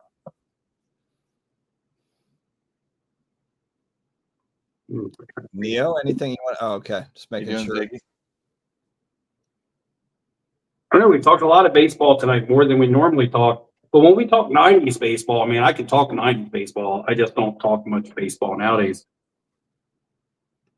Yeah, I haven't watched a baseball game in a long time. It's kind of like I just miss like old baseball. Tom Glavine and Greg Maddux and I miss the steroids back in those days. I wish they just let them do steroids again to be nice. But going to a game, like I was first time going to a Steinbrenner Field game where they're playing at the Yankees minor league park over here. If you I'm just sitting there and I'm watching birds fly by, and I'm like, I'm not used to seeing this. You see how popular the WWE is? You see how popular it is? That was baseball at the end of the 90s. It was like WWE guys that also were really good baseball players. Yeah. Huge ripped. Mark McGwire looked like, I mean, that dude, he was. Yeah, you walk up to the plate and the catcher all of a sudden got like this small. It was funny too, because he was a good hitter, obviously, but even if he didn't get all of the ball, it still would be like a shine, like a line drive. That's just like it had a long bat, massive barrel. Yeah, it had a chance. Could you imagine if they let them hit with metal bats? They would have hit the thing like a pitcher would die if he gets hit with the ball. Someone would get killed. Yeah, but you could also hit it 1,000 feet. I mean, they would have absolutely destroyed those things. That's Yeah, why but I who always was get the- more amazed by the older hitters that were using those huge, heavy 48-ounce bats that just wring your hands to death when you hit the ball. All right, in baseball, if you had to pick one player that was the Be right catalyst. Oh, but you're going to like this one, Dustin. Oh, he's still there. I'll stay for this. Go ahead. I was going to say, if you had to pick one player that was the catalyst of the junk wax era, which basically started it. So if we were to relate that to somebody in basketball, let's say maybe in 1920 or 2020 would have been like a Zion, right? Kind of got a catalyst going again for basketball. If you had to name somebody who was kind of like, I would say the main catalyst for the junk wax era, who would it be? Who do you think it would be? I'll give you my name. What year are you starting in? It'd be 89 Upper Deck Griffey to me. No, I'm going to say late 80s, because late 80s is when the junk wax era kind of started. I just think I go with glossy cards, 89 Upper Deck. But you know what? When I was a kid, though, I liked 89 Score better than 89. I'm not talking about a card, though. I'm talking about a player. If it's not Griffey, then it's Canseco or McGuire. Yeah, I would go. It's Canseco. It's Canseco. Yeah, It's Canseco. Canseco. If you're going with just player, Because Griffey would have been a rookie in 89, 90. But Griffey would have been a rookie in 89/90. He probably would have actually became a full-time player. But Griffey had a ton of hype coming in. Like everyone knew, everyone wanted him. Yeah, He he was had like some Zion. hype. Like everyone, he had a ton of hype before he even Yeah, that's played. why they chose him to head that set and be the #1 card on purpose. well, and Canseco had that Donruss rookie. I believe it was where he's got the little stash. Yeah, Yeah, the 86. The The horrible 86 stat. time run. That was a really popular card at the But card. I always remember the 87 tops because that was the one that was easily accessible. Yep. I don't know if that had a cup on it or not. The gold cup. That had a gold cup on it. That was the I know 87 what you're tops. talking about. The 87 tops had the gold with the wood border. Looked Yeah, like the yeah, McGuire, yeah. like the McGuire that you've been showing off. Yep. But it was like Canseco. Like I remember the Don Russ being like the first $100 card in the Beckett, and that was like the catalyst that everybody was kind of like, oh my god, Griffey came along a couple years later, so it had already kind of started. But even Griffey in the Beckett, for his rookie class, if you were looking through a Beckett, and that's kind of how we judge popularity and value then, right? We look into Beckett and, oh man, if his card's worth a couple of dollars, he must be going to be something. Him and Sheffield, who I mentioned earlier, were always like the same value. Griffey really didn't take off until, like, from a card standpoint, till like a little bit later. Yeah, that's why it's always People fun to wanted look his back stuff. at an old Beckett and see kind of like where the Yeah. market was at that time. People wanted his stuff because there wasn't a whole lot of other people to chase. I mean, you had the Chris Sabos, who was rookie of the year, but really kind of fell off. Who got rookie of the year the same year as him? Walt Weiss. The shortstop in the 8th. And He couldn't hit the ball. yeah, he couldn't hit. I mean, going back to, like I said, middle infielders back in the day weren't known to be hitters. Your shortstops were there for their glove. Look at how many years Ozzie Smith did it How for do his you know glove, that? right? Were you even alive yet, Fuchs? He knows it because everybody knew that shit back in the junk wax era. Then the Greg Jeffries. We didn't even mention Greg Jeffries. We didn't even say Greg Jeffries yet. No, somebody said Wally Joyner. Wally Joyner. And see, we all thought like the 87 Topses were like the rookies. And then you start finding out that there's an 86 Fleer and an update card and a top traded. And because Ventura was a big one coming up. well, he was an 89 Tops. He got punched Right. in the face by Nolan Ryan. Yeah. But Kevin Moss was a big one for the Yankees. yeah, he was the same year as Delino to Shields that I was just talking about. That would have been like more like a 90 or 91. 90. What was Brian Taylor's rookie year? Was it 91 or 92? The pitcher for His the Yankees. card was an 82. His card was an 82. Lawrence Taylor, football. His card would have been 82 Tops. Yeah, Brian Taylor, yeah. Oh, Brian Taylor. I thought you said Lawrence Taylor. No, sorry. He Brian had Taylor, a- the pitcher for the Yankees, that was like ridiculous. And then he got Yeah. never He was. never even really played. He had the #1 draft pick card in Tops. Todd Zeal, Mike Greenwell, yep. Mike Greenwell was 87 Tops with the wood border. Mm-hmm. Yeah, a lot of those guys get lost in those, and those cards. I mean, pretty much if you're not like they were saying, clear glossy. Well, you're forgetting about the rookie of the year. You're forgetting about the rookie of the year from that year with Jerome Walton. Everybody's bouncing all those names off the board except Jerome Walton, who was the rookie of the year, and was that '89? Griffey's rookie year. I think so. And his stuff would have been in the upper. Remember, Upper Deck put out a high number set Mm-hmm. that had the Zeal in it and the Jerome Walton card in it, and those were like chase cards then. Mark Grace, yeah, that was another one too. He goes back to '88 Don Russ rated rookies. Yep. I mean, and then you're also talking about some of the. I mean, like one that gets lost in there is Greg Maddox rookie card. Yeah, but Maddox, the Hall of Famer, we're talking about guys that kind of. I know, but back then he wasn't. He wasn't considered anything. Well, nobody was. Nobody's considered a Hall of Famer when they're a rookie. You know what I mean, though, being like that guy that they're assuming is going to be a great player. Mark Grace. I don't know. Christian Leitner. Mark Grace is good. Yeah, but he's never been a super nice person. He hasn't. No. With a name like Grace, I mean, you would think he'd be really friendly. He don't have it. He's one of those. Somebody said something to me the other day. Why white baseball players are the most entitled athlete? Ham, maybe they're just tired of grown men with beards and your hair pulled back coming up to them in spring training asking them for autographs.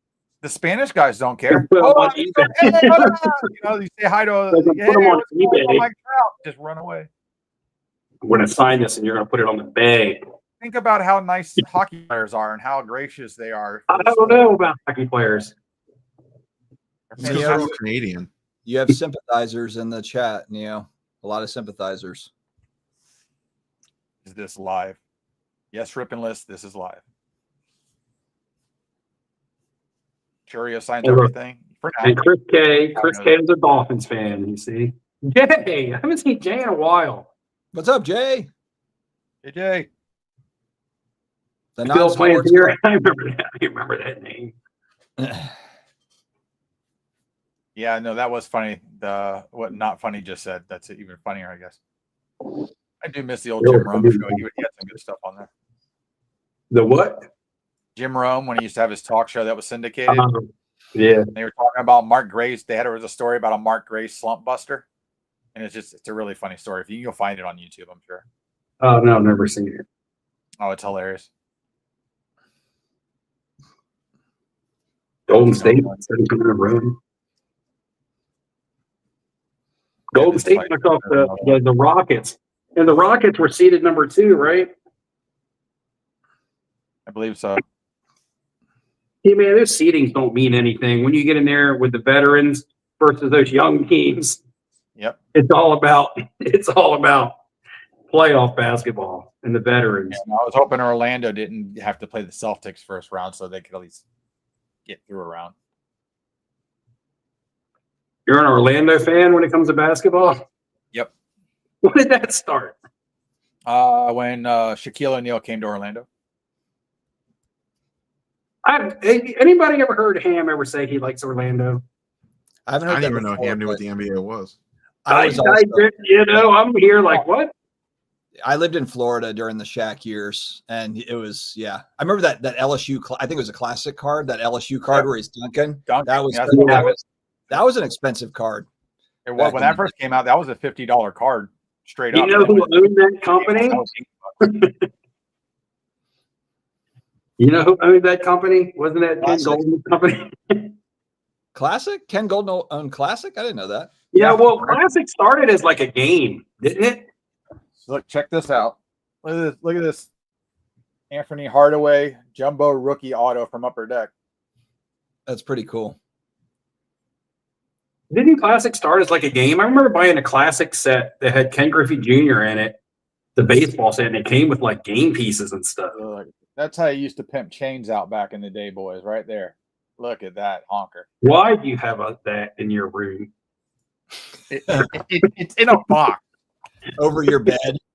It's calm down, Steve. Yeah, Golden owned Scoreboard. Yeah, I don't. Classic was something else, right? Scoreboard. There you go. Thanks, Charles. That was wrong. Yeah, Classic was like a game, I thought. I just remember the cards. They had a lot of football cards. They had a lot of Yeah, NASCAR. but like, if you bought like the complete set, it came in like a game.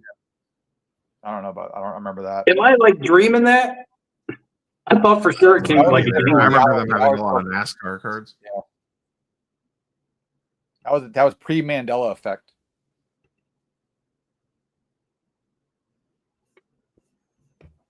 Jay, do you know if the Classic came with like a game? Was there like a game version of Classic? The sets? It came with like game pieces and stuff. That I had the '90s Classic game, Michael Frankie. I'm saying I remember the Classic cards coming in a set. Now the cards were in a brick wrapped in cellophane, but it came in a box, and the box had like game pieces and stuff in it, like it was some kind of game.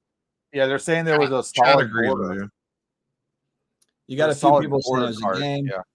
What's up, Victor? Victor says it was a game. Yeah. I just remember the cards. I remember buying classic packs. Yeah, They were because packs. people It was would classic packs. people would mainly just buy the game and bust the cellophane pack out. But I remember there would be like two colors, because I remember Griffey had like a photo shot, like a portrait shot that was an orange border, and he had a batting shot that was like a purple border. And one of them I think was from the game, and one of them might not have been from the game. Yeah. This is so long ago that I might have been dreaming this shit. I don't know, but if you guys in the comments know what I'm talking about, make me feel like I'm not crazy. This was almost 40 years ago, Steve. So It's pretty long ago. It's testing everybody's age anyway. Yeah. yeah, Shaq's Fleer Ultra rookie card. I love Fleer Ultra. Man, Well, I when that always came liked out, the upper I loved deck card because you had the trade card and the regular card. The trade card came out in Series 1, and then in Series 2, you could pull the regular card that was a trade card, but it said #1 draft pick. So technically, the trade card's the rarer card, even though the #1 draft pick sells for more. Yeah, that's true. You had to send in the card to get redemption. They would punch a hole in it and then send you back the Shaq rookie card with your redemption card. And that was just in a penny sleeve. So good luck getting it back in a straight envelope in a penny sleeve back in the day. And it's a solid black border card. Talk about card companies being lazy these days, but it was the exact same card. They just stamped trade card on top of the redemption and #1 draft pick on the Series 2 card or whatever. I think I had a classic card of Drew Bledsoe where it was limited edition 1 out of 40,000. You know, it wasn't numbered. It wasn't serial numbered, but it said 1 of 40,000. Yeah. That's the 1 of 1. I love it when eBay they're selling it as the 1 of 1, thinking it's the first one. The way to go on Shaq rookies, in my opinion, well, I mean, the ones with the best eye appeal is like the Bean team. By far. I think the Magic All Rookie Team insert gets love. Tiger or PSA 10 of the #1 draft pick card you're talking about gets love. But I mean, if you really wanted to like go after chase more rarity on the Shaq stuff, you need to go after the stuff that was redemptions, like the Skybox and Hoops. I think it was a redemption of the Hoops. Skybox might not have been a redemption. So the Hoops, I have that complete sealed redemption set. Right. It was a complete, but that's what I'm saying is like nowadays, you can't bust that stuff. Like you can go buy old Stadium Club boxes and bust them and hope to pull a Beam team of Shaq. You can go buy old Hoops and hope to pull his Magic All Rookie team. And we all know that stuff really isn't low number print. You're talking about this.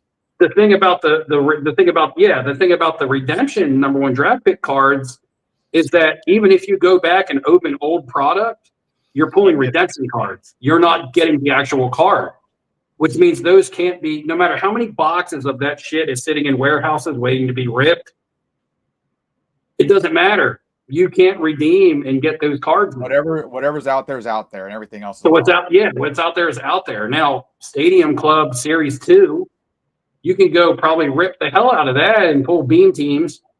I have You're jumbo box. hoping to get high grade, and they probably are sticking together. But So there's I mean, I know mine don't stick together, but yeah, most Stadium Clubs brick. But mine have always stayed. Stadium Club's a brick.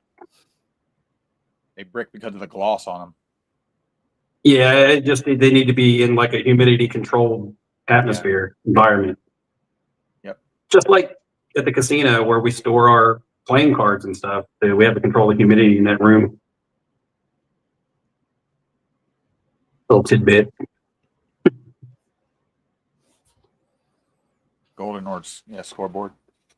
So many promos and limited edition stuff back in the day. Hell, we had like Batman movie like McDonald's cups that we collected, like collect all 6. It was collect all of one of 8 or one of 6. Like everything was collectible in the early 90s, especially.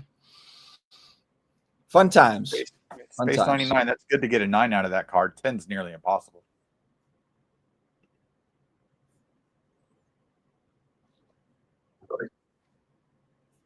On stage.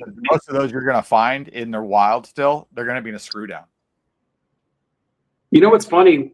The way that I'm watching this on my phone is in order to see the chat, I have to hit the chat button, which takes away the screen that I'm looking at right now of all you guys, which is actually great. But when you pull a comment up, it says on stage in the comments instead of just like pulling it over. So I can tell which one you have up there. It says on stage. Yeah, the 90 Fleer Jordan 3D cards. Yeah, those you don't see those pop up hardly ever. Ooh, Steph 91, Curry yeah, out 91. for the game with a hamstring injury. Uh-oh. Steph out. Oh, He doesn't Give me even my run. back. Just tell him to stand still and shoot. plot twist. Uh-oh. Bring in Caitlin Clark. We need somebody who can shoot threes. And fill seats. Caitlin So- Clark. We haven't talked about this, but Chin Dusty Chin. Dusty I don't Buns know is what this can confirmed for New York. Ham and Steve, are you guys going to ride or die with the 4 horsemen, or are you leaving That's me right. and Dusty alone? And Right. I want to. I just got to see about getting that Friday off for work. Oh, There's here we one go going with on the there right now. excuses. Ugh. Yeah, we're Steve, late. are you in for New York, or what are you doing? Man, it's more on the side of no than yeah. See how they like it, Dustin? Just leave us hanging. Looks like Well, it's gonna Dustin didn't even tell nobody. be the 2 horsemen. Yeah, Doesn't even tell I nobody. found out because Dustin posted a video, not because you think he would text me and be If like, you "Hey, didn't well, put it in I got- text message, I I wouldn't even know. Guys, I need those 3 views. I need those 3 views, and then we Yeah, can talk. but the thing is, you post a video, I'm on an airplane, and then I land, and your next video is out for the next day, so I missed the previous day's video. It's crossing. And then- It's facts. Ew. Don't ever eat the chin if you get this candy. I would. I'm kinda worried that you're- I'm concerned about what you're eating over there, Steve. It's I don't know. It's like Crew's version of M&M. Chin in Asia. It's not very good. Ugh. Now this law, I can't pronounce that. Are you trying to But get that- diabetes while you're there? What are you doing? I'm just having a little piece of chocolate, man. I'm on vacation. Okay, I get it. he's just living one life, Ham, one life." One life. Chin chins, whatever that bar was, drinking some weird soda. One life. That's why you guys better get to New York. Coca-Cola. It'll be People fun. come to Peru just for this. I mean, New York is fun without any show to go to, let alone. I've never Yeah. been to New York. So it's going to be. You never been? Oh man, Ham, try to make it up if you can. I know it's a kind of a pain, but make it Yeah, I'll up see what if I you can can. Just quit your job. Go cards full time. Yeah, you know. I don't flip cards. Well, I'll flip other stuff on eBay. That's easy to do. I can go yard sales. That's why I like what Gary Vee always talks about with yard sales. That's what I used to do in the early 2000s as a side job. I'd get up early on Fridays and Saturdays, find stuff, list it on eBay, and just turn and burn. Billy Bond had said something about taking it on the chin. Yeah, here. That mess. Brad Noble has a good question at 10:35. I think it just depends, Brad. I'm sure I answered it the other day when we were having wings. I've never been to Fanatics Fest, so Neo would be best to answer the differences between the two. If you're taking kids and you want to hang out in New York City for the weekend, it's Fanatics Fest. If you want to nerd out over cards for 5 days, it's the National. Coming from the guy with no kids. I can walk around the room and see how much fun kids are having without having. Instead of reading the room, he just read the room is all. Yeah. when I watch 12-year-olds just run out the WWE thing like for 4 straight hours, losing their minds, having the time of their life. Well, I mean, yeah, I guess within Fanatics Fest itself, but if you're in New York City, then you got to keep your head on a swivel. Yeah. New York City is not that bad for a tourist. It's, I mean, depends on what you're talking about. When you were talking about crowds and traffic, it is bad. Yeah. If you're talking about crime, it's not so bad if you're in the Manhattan area. I mean, but get outside of there. I was just there in February. Remember, I had to come home early, but I was there because New York is fun. You're right. New York is a blast. My wife and I were having a good time. We literally went up there just for a couple days because it's fun. But I'd love to go to Fanatics Fest. To me, it's about time. I don't have all the extra time. In order to get a week off for the National, I need to save up enough time from my job to be able to go. I just spent 2 weeks away from my job, burning up vacation time here in Peru. Still doing it. Yeah, I hear you. Ziggy, And I was supposed to go back to work on Thursday. I was supposed to go back to work on Thursday, and I actually audibled while I was already on vacation and said, hey, I'm coming back Friday. I mean, I was supposed to go back Friday, and I actually audibled and said I'm coming back Saturday. So this is a true statement. NYC is better than Atlantic City with the fam. Yes. Oh, yeah. Well, the Nationals in Chicago. Not Atlantic City has nothing. Atlantic City was built as a gambling town, and the only place you could gamble were Atlantic City and Vegas and the Native American reservations and some boats. But you can go to a casino anywhere now. So Atlantic City has nothing special to offer. I hope I never have to go back to that shithole. And the fact that all the casinos are 5 minutes since I've been going to the yeah, everything on the boardwalk's closing down. That's the only thing that had to offer, because the beaches on the boardwalk there aren't even necessarily nice. You're better off to go 2 more hours south to Delaware, where everybody goes. Believe that, because when I get home, it's going to be packed with tourists where I live. Vezos, Chris. Vezos is the place to go for pizza in New York City. In Midtown. I went to Midtown. John's of Bleecker. I went to John's of Bleecker Street because it just seemed like the thing to do. And it was really good. But I think it was so overhyped that I don't want to say it was a letdown, but it wasn't like, I thought I was going to like levitate and like my soul was going to come out and I was going to be looking down at myself eating this heavenly pizza. And it was like, it was really good, but no levitation. Whatever. Yeah, John's Bleecker is good, but you're not getting like, it's not the second coming of Jesus. Food here is really good in Peru. In Lima, it doesn't even matter. You don't have to be eating Peruvian cuisine. You can be eating anything. This is actually the food capital of South America. Lima. There's like Michelin 5-star restaurants and stuff like this. You can get Chinese food, Italian food, Peruvian cuisine, steak. I mean, sushi. You can get whatever here. It's not just like, hey, we're serving Peruvian dishes and that's it. If the that's what you get.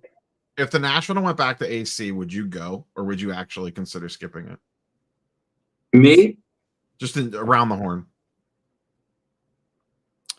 No. I would go because I can drive there. Well, yeah, it's easy for you. So for me, it's a little. You know what? I would drive too. So yeah, I'd drive it. I'd still go.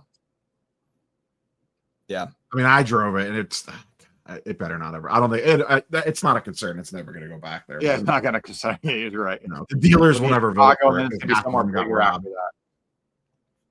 I mean, I don't think it had a bad show itself there. The trade natural credit. It was really the logistics. It was really the getting around Atlantic City and having to get cabs everywhere and things like that. But I mean, like Cleveland was more convenient, in my honest opinion. Cleveland has been my favorite national. I like Cleveland. I liked it. Where do you want to see it go after we get through this Chicago run? Like, are we going to be bored with Chicago after 3 straight years? Yeah. Yeah. I mean, if you're only strictly going for the cards and the card show, then probably, yeah. If you're going to see other things, that's why Cleveland was so fun. Like, we did so much other stuff. Yeah, they won't take it to Vegas. No, it's I think Nashville or Indy.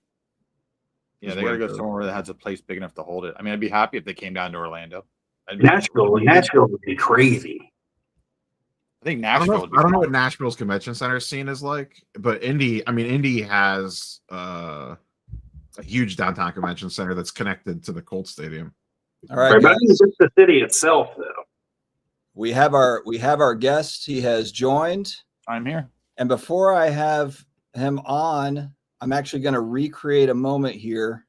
Uh-oh. If I can get this right. So everybody quiet. Drum roll. Not a drum roll. Just kidding. Good to see you again, Gary. Great to see you, Dustin. I brought a friend just in case. A beautiful friend. It's Gary Vee. What's up, man? I had to recreate. So that was 5 years ago on Coffee and Commerce. And I showed the Pistol Pete. So I had to grab the Pistol Pete for the show. Welcome back.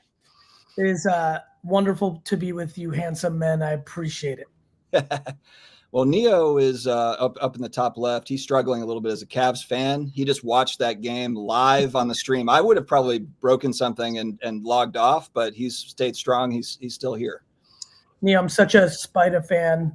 I hate the Pacers too. I'm a Knicks fan. Yeah. You're having a good week. Yeah, I mean, a good day yesterday. We'll see. I mean, like, it's funny. I did not see. I first of all, the Cavs with all those injuries to play the way they played tonight, to lose that kind of game, man. Like, you got to be sick.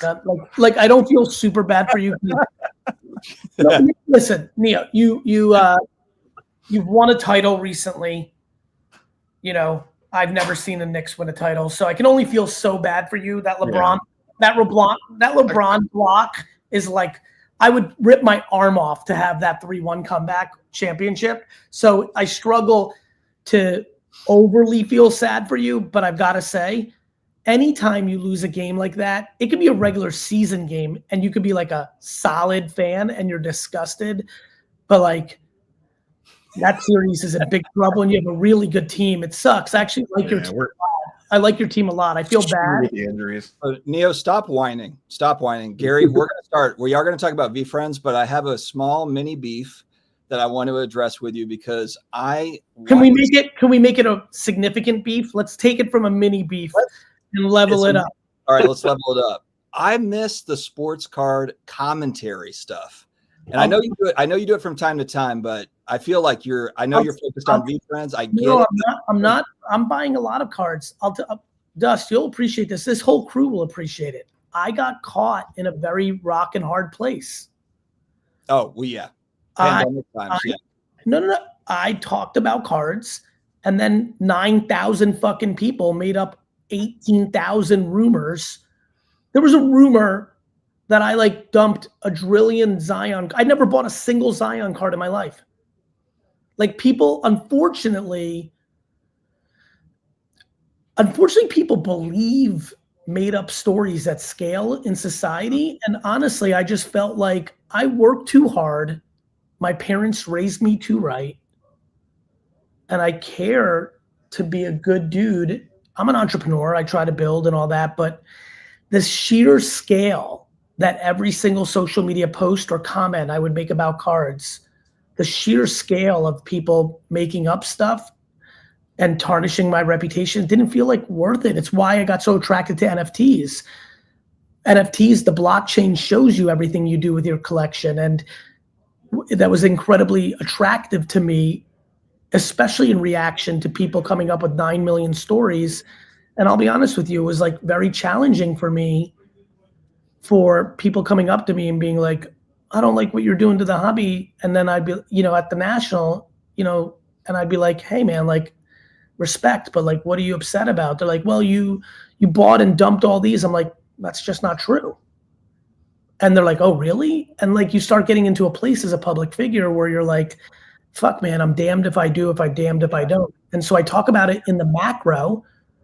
I continued to collect and buy. I bought a fucking Jalen Hurts gold kaboom the other day. I'm a huge collector. I've been passionate about this my whole life. Obviously, it's easy for me to build V-Friends from a different angle, right? Because I'm building that. But, I don't know really what to do, Dust. I want to talk more about cards.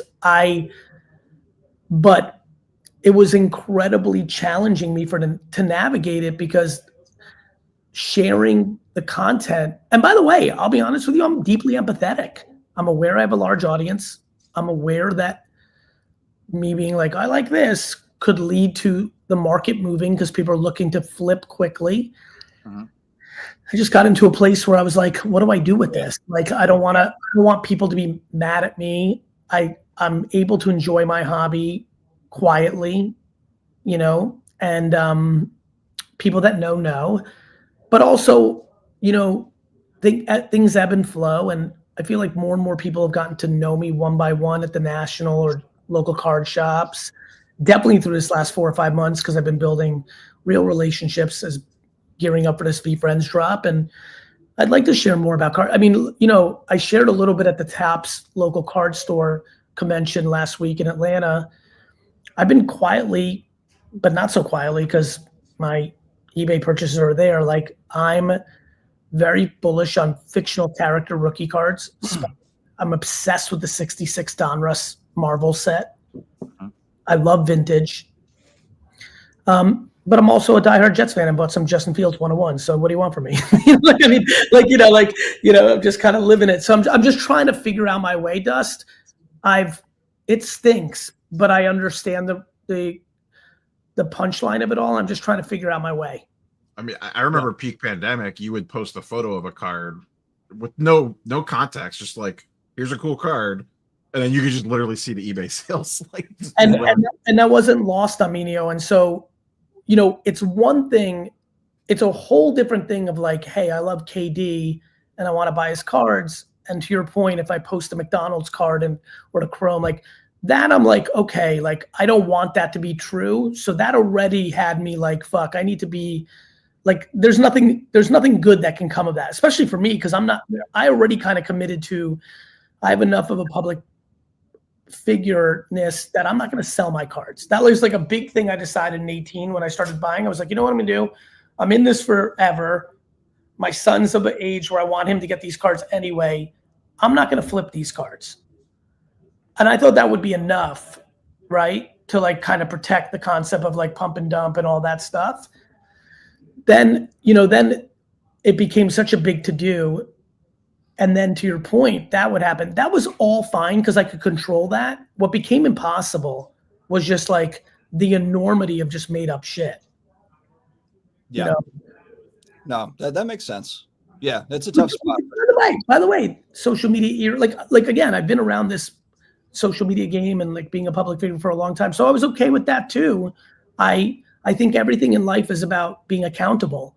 And Dustin, to answer your question, my answer to that accountability is I'm not going to post because I think that's better than, to Neo's point, like if I'm excited about like the shit thank God I kind of stopped. You should see what I'm buying now. I'm buying like fucking Bugs Bunny rookie cards and like. Well, let's spin that way because there's a couple of different questions on the back of that, and we'll get into V Friends. But we're all guys that collect non-sports, so we collect sports. But I've shown the card. I've got like an Art to Bart 93 bucks.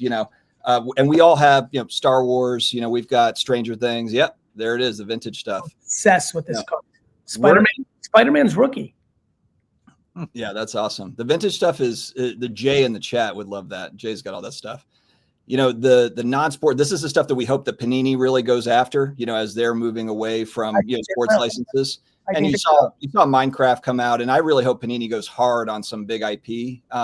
And you're kind of in that world. Can you talk about, I guess, kind of the evolution of non-sports and where you see that going? I was excited about Zero Cool, and then Zero Cool kind of melded back into Topps. And Topps bought it because they wanted Luber at the time. I'm obsessed with it, man. Like I can, what kind, and all you men were there when this happened. When I started yelling about sports cards in 2018, 19, pre-pandemic, that was on the back of about a year of me doing homework. Went to the Cleveland National that year, looked at all the eBay comps, read social media. It's kind of what I do for a living outside of the card world, like social listening, consumer insights. And I was like, oh shit, cards are about to get hot. All these sneaker kids are coming, the gambling kids. Like I was like, it's happening. Like, and I like checked myself for 6 months because I'm like, am I trying to am I saying it's coming back to myself because I love this hobby more? You know, like I was kind of like in that mode. Similar thing, Dust, guys, Steve. Like for the last 2 years, I'm like, oh shit, non-sports cards are going to happen, and you see it. If, like I walked Comic-Con New York last year, and like compared to the year before, there was more people buying cards that have historically never bought cards before. You look at the eBay data, you look at the, trends, you look at Card Ladder, like you read social media, like it's very clear to me that the Comic-Con crew is coming into our hobby slowly but surely. And I think it's remarkable. I think Topps Chrome has done a good job for the new stuff, like the Disney and Marvel stuff has been really strong. And then I think just in general, like I don't think people, a lot of sports only people, and I'm a heavy sports dude, but a lot of sports only people, I don't think understand the depth of, and it's really funny, the depth of collecting. Something different about the non-sports world is there's a higher percentage of collecting. Yeah. Whereas in the sports world, there's a higher speculation and flipping. And listen, I have both parts in my body. I think it's crazy for anyone on either side to think I love when people are like, well, the hobby should be, I'm like, should is a scary word. Should based on who? You're not God. Some people are allowed to collect. Some people are allowed to flip. A lot of people flip to be able to afford to collect what they want to collect. So there's a million ways to do this. We all know that. But I am excited to go to National 2031 and see a lot more of that Comic-Con crew there. And I think all things rise. So what I do for a living in VaynerMedia, my marketing company, which for context for people listening, almost 3,000 employees, one of the biggest marketing companies in the world. I have 500 people in Asia and Europe, and we do a lot of work on social. We spend billions of dollars in media for the biggest brands in the world. It's a real business. Let's put it that way. We follow trends.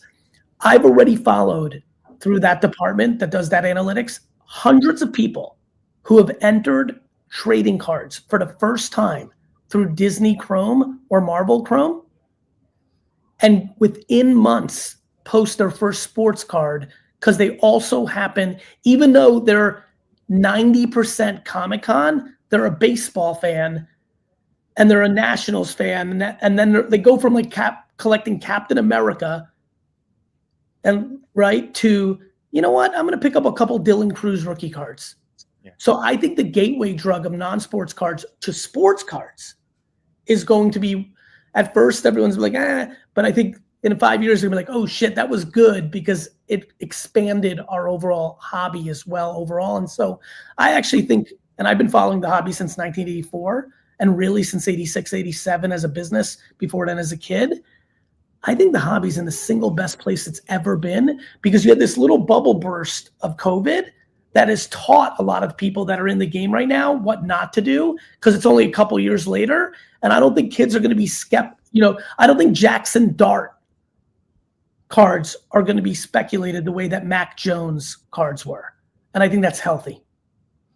Yeah, we've seen that with the Pokemon cards as well, that people are starting to go both directions. The sports card guys now selling Pokemon. And the Pokemon well, Michael, to that point, that's just commerce and capitalism, right? Yeah. Like, a lot of the dealers and owners, they're no bozos. Like, how many times are you going to be sports card only and have 400 fucking people come to the store in a week asking you for Pokemon cards before you're like, fuck it? Yeah. like you're running a business, Yeah. Now, Gary, sorry, Neo, hold that thought 1 second because I want to hear kind of we are, I guess what you would think are like the target audience. We are non-sports buyers and sports card buyers. So V Friends would be something that we would be kind of a target audience. But we live in a world where you've got Marvel and Pokemon and Star Wars and kind of all these big IPs, and you're trying to grow V Friends into kind of one of these, huge IPs. What's the pitch, I guess, kind of just going back? Because as far as I know, I don't think anyone here owns any V Friends. Yeah. And so we're speculators and collectors. So what's your thought? Yeah. I mean, first of all, the concept of a pitch is challenging. Like, I'm in the business of conviction more than I am in convincing, Dust. Sure. But I appreciate it, and I understand you're doing something nice here. Here's what I would say. First of all, I have to execute perfectly for the next 20 years to get into sniffing distance of some of the IPs we just mentioned. Let's not be delusional. Like let it be clear to everybody, when I'm running around on podcasts and shows and stages saying I'm trying, the words are very specific. I'm trying over the next several decades to build a Pokemon, Marvel, Sesame Street like IP. I think, so first, it's not lost on me that like I'm a pimple of the ass of those IPs. On the flip side, I was there day one because my brother's 11 years younger than me, and watched Pokemon kind of day one in America. Obviously had a little juice in Japan, but the internet didn't exist, so we didn't know. Yeah. And I watched those card stores in New Jersey and New York, like day one, those Pokemon cards, like they were hot immediately, as you know, like, right? It was like, and they got real hot. And look, I mean, whether it's Coco Melon, whether it's Pokemon, whether it's Bluey, like you watch these new intellectual properties be born, and you know, there's millions of views of my cartoons on YouTube. There's 4 years of VeeFriends trading cards demand. I think the hobby, I'm very aware that VeeFriends is not part of the hobby yet. I've been building it on the peripheral outside the hobby. The only time the hobby has felt VeeFriends is when people are like, why are there so many people at the VeeFriends booth at the National? And everyone defaults into like, they're there to see me, which is, there's some truth to that. But we've been like, I think I did this well, if I may, in that like, I'm aware that a lot of people are like, oh, this is meta zoo. Like I hear everything. I understand what people are thinking. And I'm empathetic to that, Dust. Back to Neo's point, I get it. Like when I would post something, like I get the thoughts. That doesn't deter me, nor does it, you know, change anything that I'm doing. I'm day by day building this brand. And what we've done really well for the people that have paid attention is there's 3 years of eBay comps on VeeFriends cards that are healthy. We've built 5,000 to 10,000 real collectors that really care over 4 years, who are losing their mind because, let's call a spade. This Topps Chrome product's a hell of a lot better than the Zero Cool products I've made so far, and they're losing their mind. I think the pitch, if someone's trying to think about this, is you don't get a lot of at-bats to get into big things early that most people don't see yet. And if I'm looking at me from afar, I'm saying, all right, here's a dude who was right about Facebook and Twitter and TikTok and Uber. Like I've got a 25-year track record of building businesses. So at least there's a hope and a prayer to think like, oh, this guy might be able to get the world to care about these characters. And if that becomes true, well, then this becomes an interesting product. I also think the thing I'm most proud of is when you look at the product, I spent a lot of time on producing a product that I thought would be incredibly good for girls and boys. So, you know, I apologize. I don't know the background of everyone here on where they are in fatherhood or if they have children, but I'm sure it's not going to be lost on the audience. Having common interests with your kids is a big deal.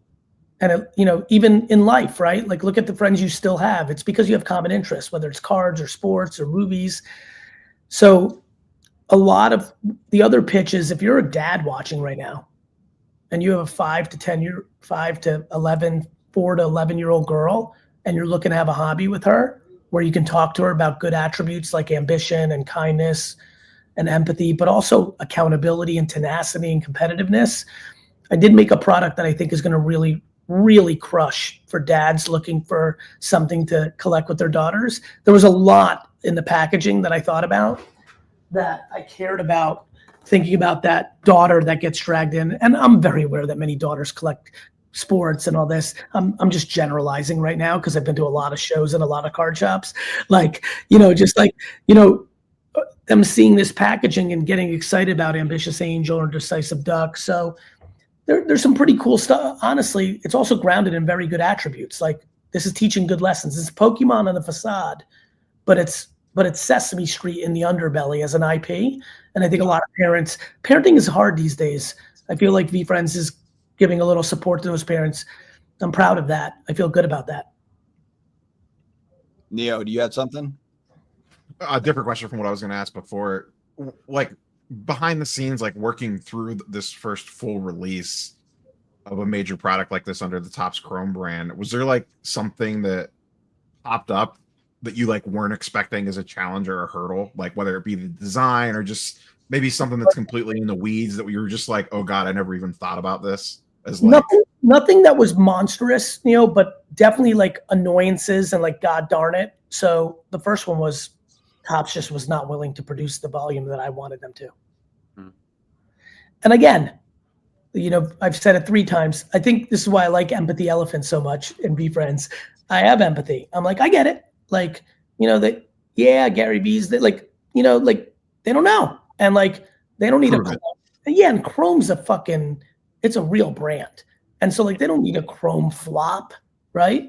Yeah. Like they're on fire right now with non-sports. So this was a risk for them. And so I get that. I just knew though, and I was trying to show them, Neo, I was like, look at these comp sales. Look what we're doing on Whatnot and Fanatics Live. I'm like, you guys know what I'm doing on Fanatics Live, talking to them. I'm telling you, like, I can, like, this is what you're proposing to produce is like less than I need for my live streams for the year. Like, but ultimately, so that was tough. And I'll be honest with you, it's playing out right now. Like this box came out at $99. There was a reason it was $99. I want to get this product into people's hands.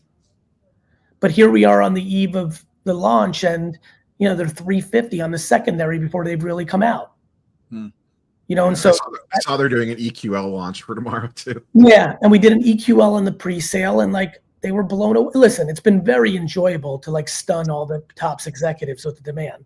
I'm proud of that. So, but that was tough, and that's okay. We signed a long-term deal, and we'll do it in 26, and we'll get it right. The other annoyance was I have some pretty big characters. The very, very, very lucky black cat is like a big deal in our world, very collectible. Like everything we put the product in, like is gold. And I desperately, 1 second, friends. I desperately wanted it to be shore printed. And that was something I couldn't get accomplished, but I came up with something cool. You guys might like this.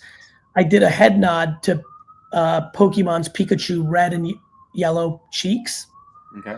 And I was able to get in this set, the black cat has 6 different variants with eye colors. So there's the yellow base, and then the rarest is a green, and there's a white and a blue and a purple in between. So that was really cool. That'll be a fun chase for the hardcore Be Friends maxis. Made it an eye rainbow. So that was really cool, Mike. All in all, Topps was great to work with, real pros. But, like I will say this, I don't think I'll be facing the same hurdles in 26 as I was in 25. I think a lot of internal Topps naysayers, and again, nobody was rude or anything like that, but the people are like, well, whatever. Like, I think they've been surprised with how hard I've worked. I mean, I've literally for 4 months reached out to basically every local card store in the country on Instagram, one by one, building relationships. It's fucking 11 p.m. at night. Right now, I'm on with you characters. I'm working. I care about this. I enjoy this. I want to build something. I've really put my name behind it.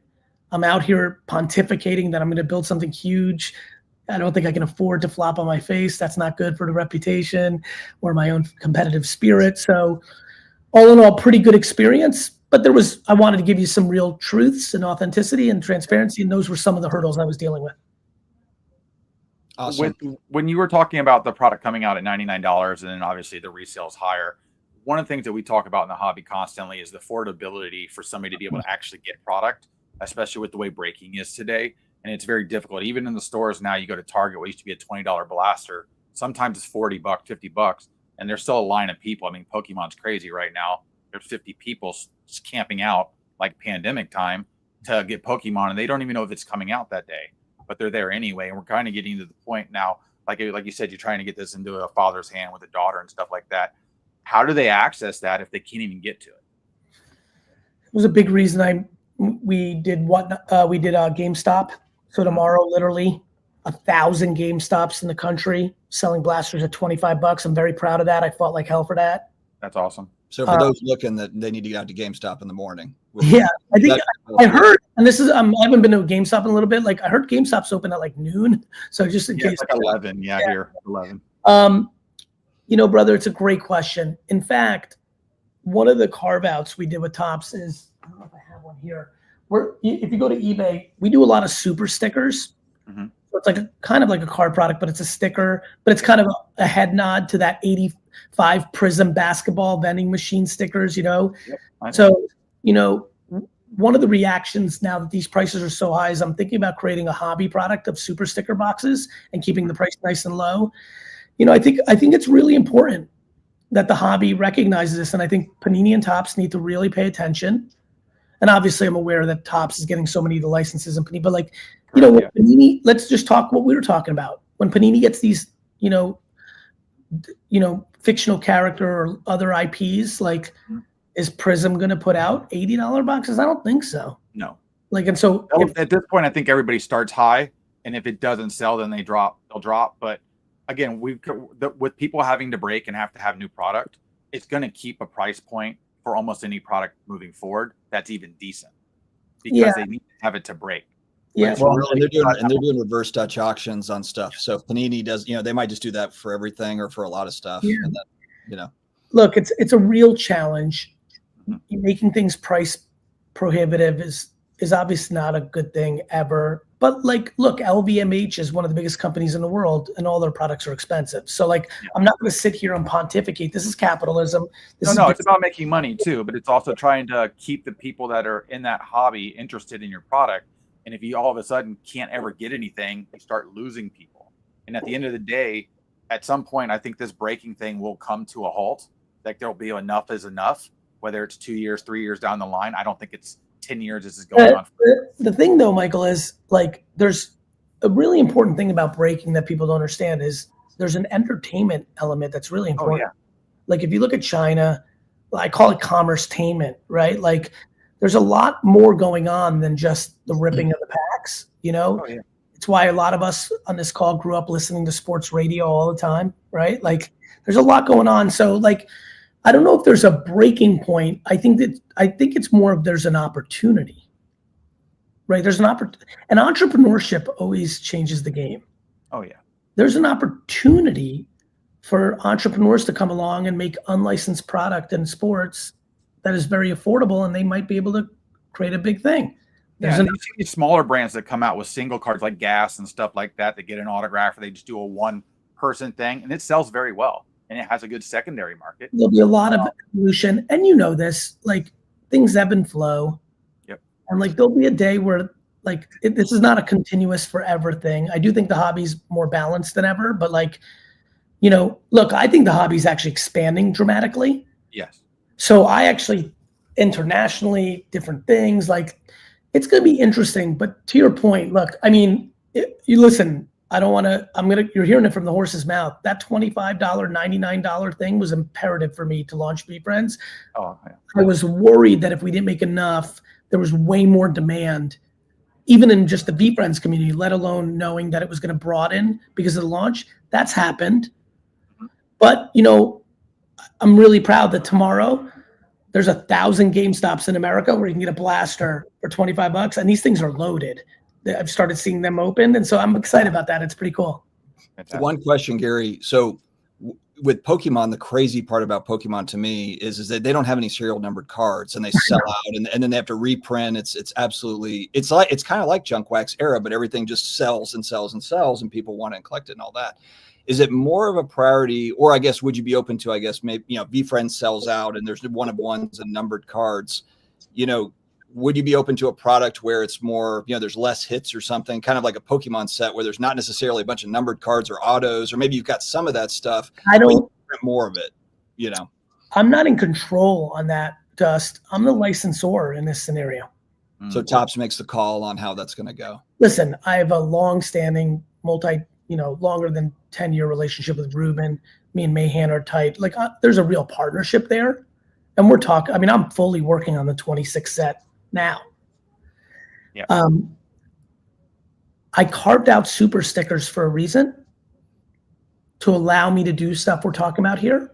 So let's put it this way. I'm not accomplishing shit unless I get millions of kids to care about these characters. I've got to make the cards affordable. We're selling comic books that are really really, really cool and really like storytelling. I've got cartoons. I got a lot of work to do.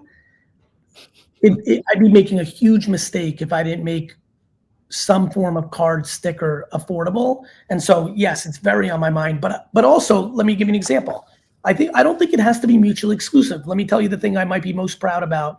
Excited to get the 4 of yours reaction. Blasters. Mhm. I pushed a real interesting innovation. There is a 1-of-1 blaster product. Blaster exclusive 1-of-1 called Blast Off for all 100 characters. There's a 1-of-1 that is exclusive to a $25 blaster box. So I'm really excited about that. I don't think you have to make inferior cards. To me, I'm letting the consumer get the upside more so than me and the manufacturer. And that's good. I think that the manufacturers have sucked a lot of the oxygen out of the margin from stores and from the end consumer. And I'm empathetic to that. Like, it was too far the other way in some ways, right? When you're putting in all the work and you look and you sell for $80 and then 2 minutes later, they're $800 and somebody that's sitting in the middle makes all the margin. That's not right either. So everyone's figuring out their way. But I want to make people fall in love with these characters, and trading cards is one of the ways. And I'd like that to be as accessible as humanly possible. And but I don't think Chrome is going to be in the business of making an inferior product. Right. In fact, some of the stuff I'm working on for next year is going to, I mean, I don't know if you saw it, probably not. There is an insert in Chrome called Game On. It's a shadow box. It looks like a Game Boy with my characters in 8-bit. It's one of the best cards I've ever seen Topps make. In fact, I had no clue it was going to be that cool. Like, when we went through it. So kudos to them. It's like, it's really cool. There's 4 cards in a pack. When you get a Game On, it takes up the whole pack. Like, it's thick, but it's So you know it when you hit it. You don't. Like, it was funny. I was like, you don't. They did a great job. Like, Nice. Topps does a lot of things incredibly well, and they've made a lot of advancements the last 5 years. It's been pretty impressive to watch. I like you. Go ahead, Neil. I was just gonna say, do you envision this, like, say everything goes fairly well, do you envision this as like a once-a-year release product, or do you see it expanding out to, like, okay, here's Topps Chrome, here's the paper version that's maybe a little bit cheaper, you know? And I guess it could depend on exactly how the launch goes and everything, but We signed a very long-term deal. So Topps Chrome 2025, Topps Chrome 2026, that's happening. Here's a little bit of a, like, under the radar that's going on. There is a Sapphire. But I said just for the NFT holders or something. It's a very limited release, right? It's the most limited Sapphire of all time. We have 555 holders of a Gift Goat NFT that all got it for free because I keep taking care of my original collectors.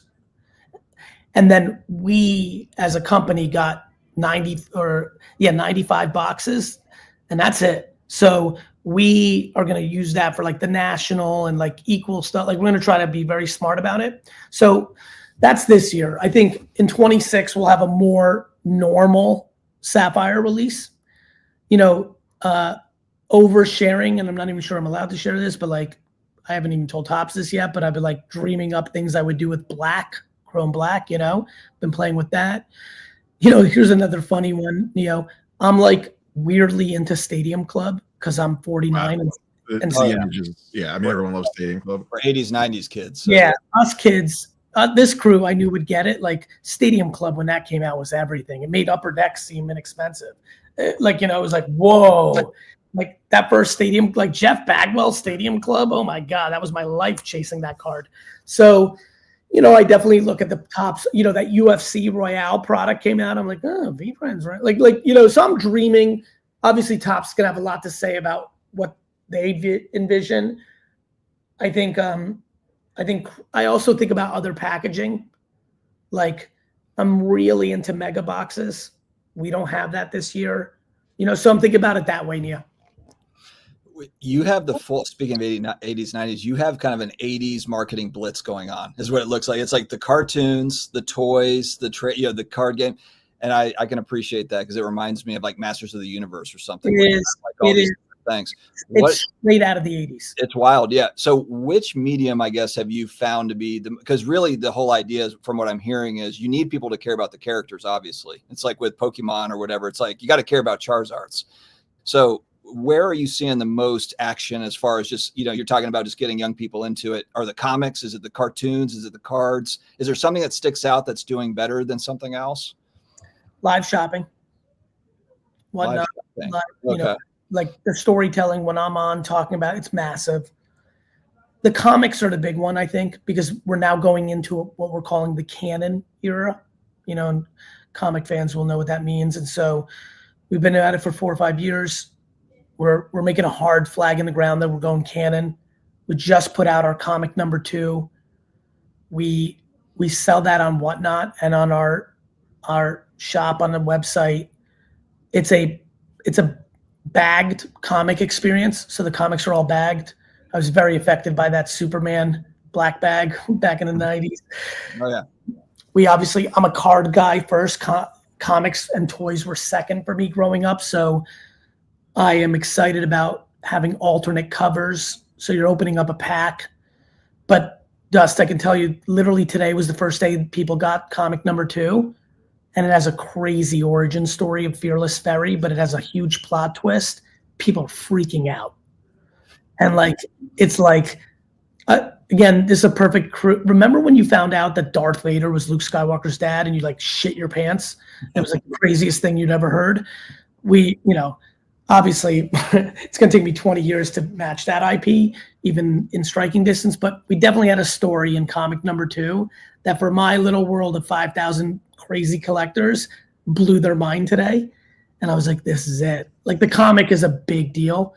And now with AI and with the studios I'm working with and the infrastructure I have as a marketing firm, turning those comics into mini cartoons and things of that nature, like lots of excitement ahead for us.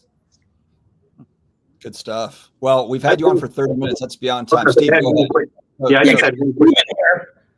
So obviously within the hobby, you have the investors, you have the collectors. And you do have the hybrids as well. Yeah. Would you say that you would prefer for your consumer, I'm not going to say your target consumer, but your majority consumer to be the investor side, somebody who's going to buy this product and maybe just put it away and say, hey, I'm going to see what happens in 10 years? Or would you rather for it to be the collector side, somebody who's going to open the product and enjoy the cards, you know, for what they want to enjoy it for in the moment? Because I have, Steve, it's a great question. Because I have both of those energies in my body, I'm truly agnostic at the end of the day. I think we're such a young IP that we much more benefit from the collector. Okay.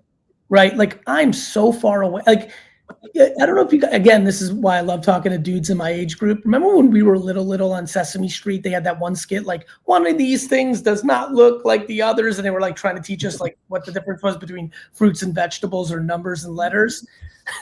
When I walk into like Dave and Adams in Midtown next week, which I'm sure I will, it's very close to me. When I walk into their like non-sports section and look at all the Chrome products and look at Star Wars and look at Marvel and look at Disney and then see V Friends there, one of those things does not look like the other, right? Like I've got real work to get people to fall in love with these characters. And so I would say, Steve, like we definitely like, I'm definitely excited about people ripping them and freaking out. And we're seeing that already in a good way in the first 24 hours. But look, I don't think anybody on earth has more confidence in this product than I do. And I'm a collector and a flipper and I get how things work. You know, like a sealed case of this, if I pull off what I'm going to pull off, gets really fucking interesting in 20 years. And so how could I possibly blame someone who actually believes in me and wants to make that their move? So, you know, I don't get to decide, but in the next 5 to 10 years, I need a lot of character development, a lot of people falling in love with these cards. And these cards, I don't know if you guys have looked on eBay or done a little social media work. The cards are really legit. Like it's a really good set. We loaded it up with inserts. We have the original artist from Kaboom who drew an insert called Erupt, 1 in every 13 cases. We have the crazy stained glass product that looks like one of our NFTs called Iconics. We've got a head nod to Pokemon Chrome 2000 with a Y2K insert. So, you know, Steve, if I really had my way, like selfishly, I would want every pack open because people are going to fall in love with it.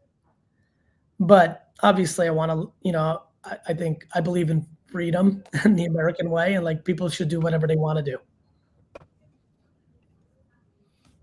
All right, guys, we've had him on for 35 minutes. I know you're busy, man. I don't know if you know this, Dust. I'm literally in 40 minutes. It's official launch day, and I'm going live on Whatnot ripping.